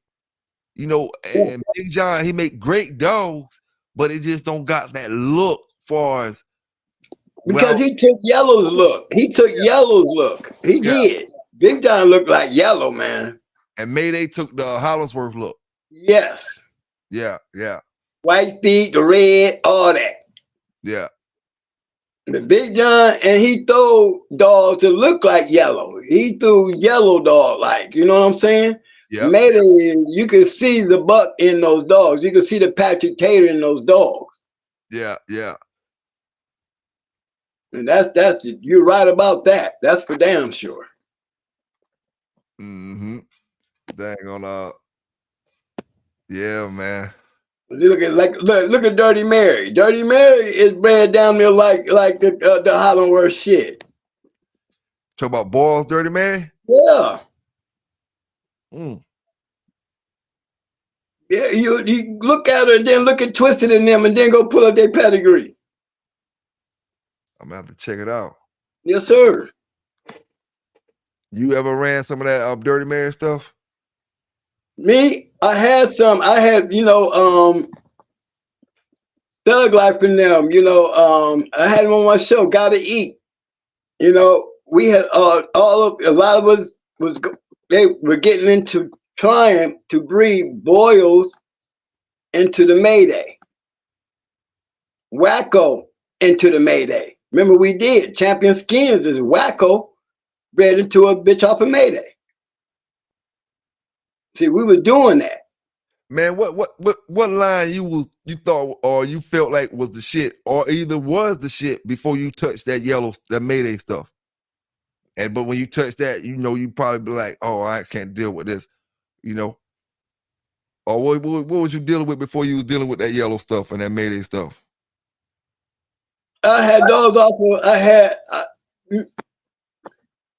when I first got in the dog, I had dogs right off of a son and a daughter to Molly B, bred to Snooty. Those are the first dogs I got from Atlas Brewer and James Edwards. Atlas gave me dogs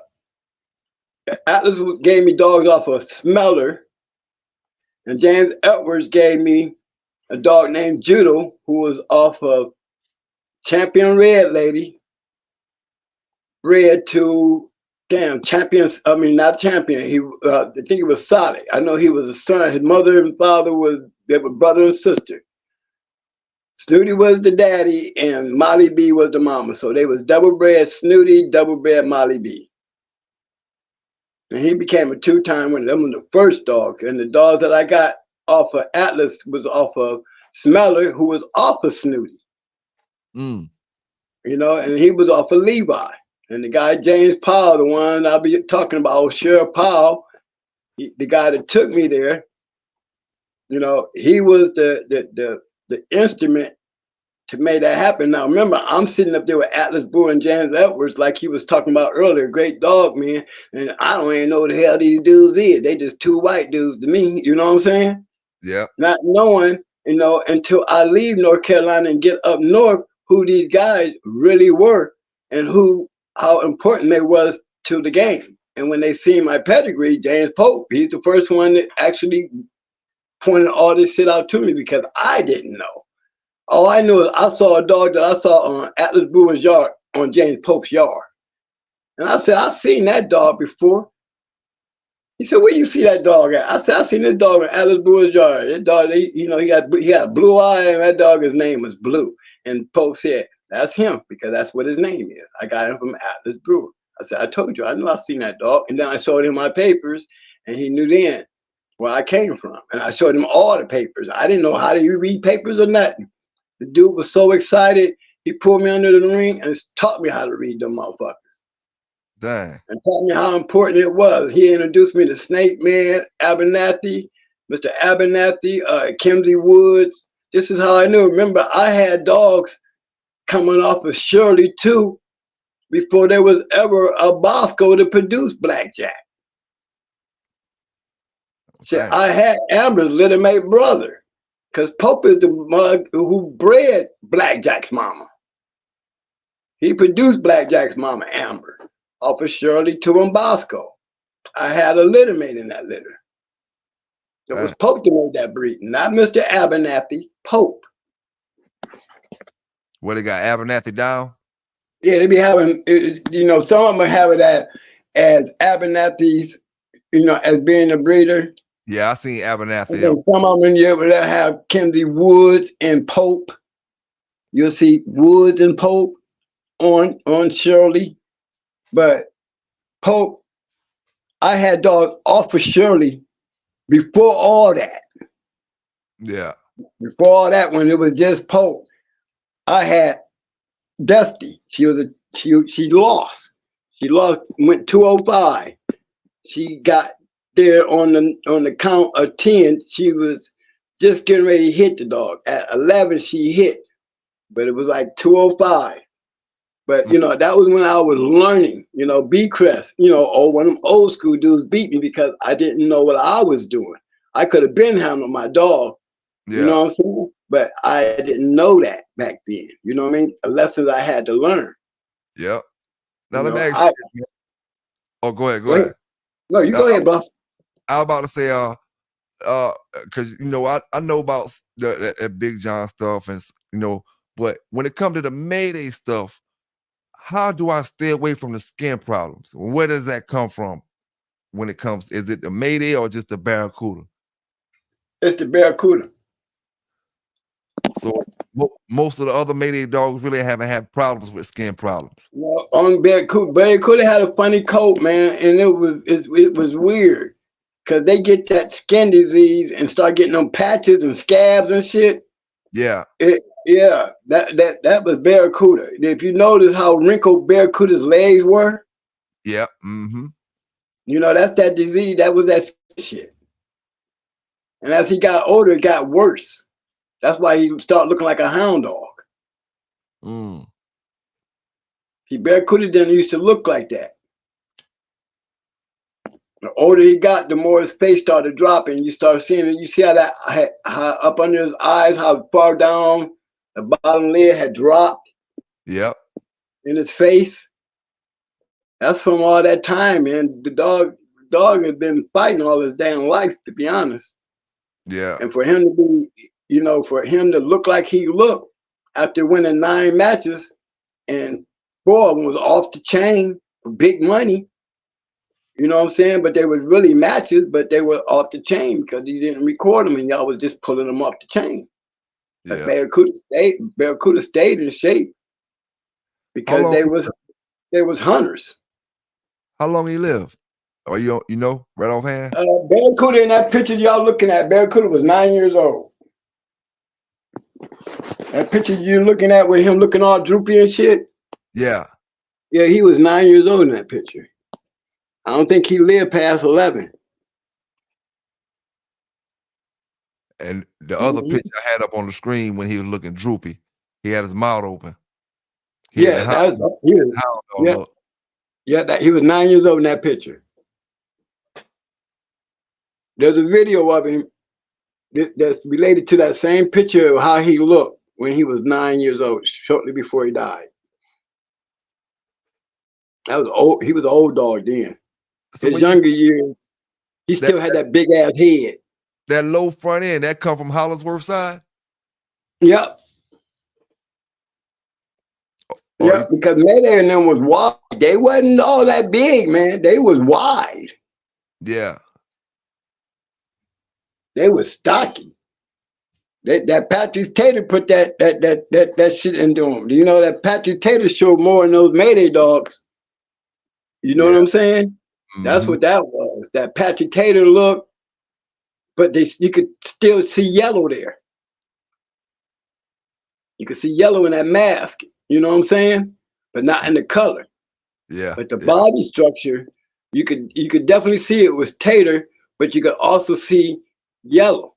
That's why those legs was like, you know, they weren't long, tall dogs, but they was long and short for their size, but they was wide as shit.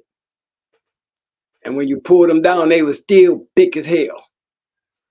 Now I can ask you this: if you had to pick between the two to start your yard, would it be yellow or Mayday? It would be yellow. Yellow. I would have to go to yellow because he's a grand champion. Remember, the reason why we bred to Mayday, not only for the fact that Mayday was, you know, off of yellow, and remember I got amber. Remember I have amber. Amber was all yellow John, and yellow was one of the dogs in it, but he was part of a bunch of other yellow John dogs. You pull up Amber's pedigree, you're gonna see all yellow John, all Redboy. How she was? Oh, we bought her out of the box. That's the bitch we bred. That was Brat's grandmother. That's the bitch we bred the grand champion. They that produced Brat's mother. I bet she was something. A lot of yellow giant with just a little Oh bit my God. yellow. We paid the dude's bill to get that bitch. She went into Champion Stormy, and Champion Stormy was killing her, but she couldn't kill her. She couldn't stop her. We was like, man, shoot, we'll pay everything to get that bitch if you pick her up. We'll pay all your shit if you just let us get her, man, and pick her up. And the dude said, okay, and picked her up, and we bought her. That's how we got Amber. Bought her out the box. Dang. And you know how she died? The vet told us that, you know, that we needed to go ahead and just, you know, her time was short because cancer took over a whole left side of her body. But Amber was such a bulldog, you know, don't euthanize her. We scratched her out, bro. I swear to God. Dang. We scratched that bitch out. Niggas cried when she took her last scratch. Dang. They cried when she took her last scratch. And this is on my mama. My mama gone, so you know I'm not bullshitting. Yeah, yeah. We cried when that bitch took her last scratch. Because that bitch scratched like a bulldog. Scratched like a bulldog. All the way through. All the way to the end. Fucked up body and all. We was being fair to her because we let her do what she wanted to do. You know what I'm saying? We let her do what she wanted to do. Her whole right side of her body swollen. So she couldn't do much. But with the fact of what was going on in her head, she didn't know none of this. To her, it was bulldog time. And that's how she went out, like a bulldog. Never gonna see another. The only other dog I ever seen do that was that Jeep bitch I had, that triple bred Jeep bitch. She was 3 times off a Jeep. She did the exact same thing. She had 3 legs. When the man said that she was, you know, her days were short, shit, we took Goldie and scratched Goldie out. Goldie died scratching too. You know, I didn't like putting my great dogs down. You know what I'm saying? Yeah, You know what I mean?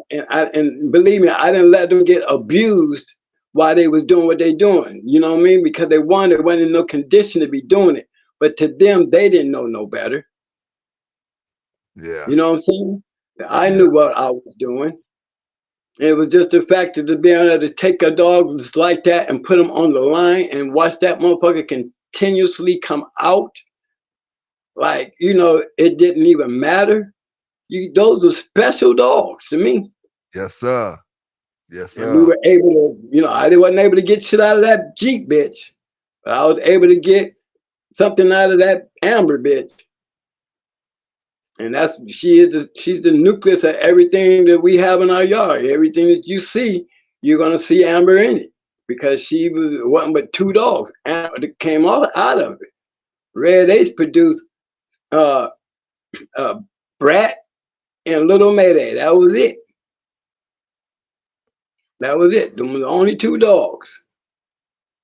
And so we were able to, and that a lot of that gameness that's in our dog, we know where the back stifle shit come from because our dogs aren't like Mayday. Yeah. Mayday dogs don't fight the stifle. You see what I'm saying? These are stifle dogs. Mayday dogs aren't stifle dogs. Grand Champion Ace was a stifle dog. So we were able to maintain the gameness of the yellow shit. Knowing the Mayday shit is definitely the nut crazy case shit because Amber wasn't that goddamn crazy. Not to the point that she fought chains, dog houses, and pans and chewing on, regardless whether you put a concrete bowl out there, they're gonna grab that motherfucker. It's just they're hard to maintain. And if they ain't biting on shit, they digging shit. And that was the only thing that we saw, and they looked like Mayday. Our whole yard was red nose. We had very few dogs that we were getting that had the black mask. Most of our whole litters were red nose. You know, so it was like that was that Amber. Amber was a red nose. Red Ace was a red nose. Brat was a red nose. You know, you start looking through our yard of dogs, you're gonna see they were all red nosed dogs.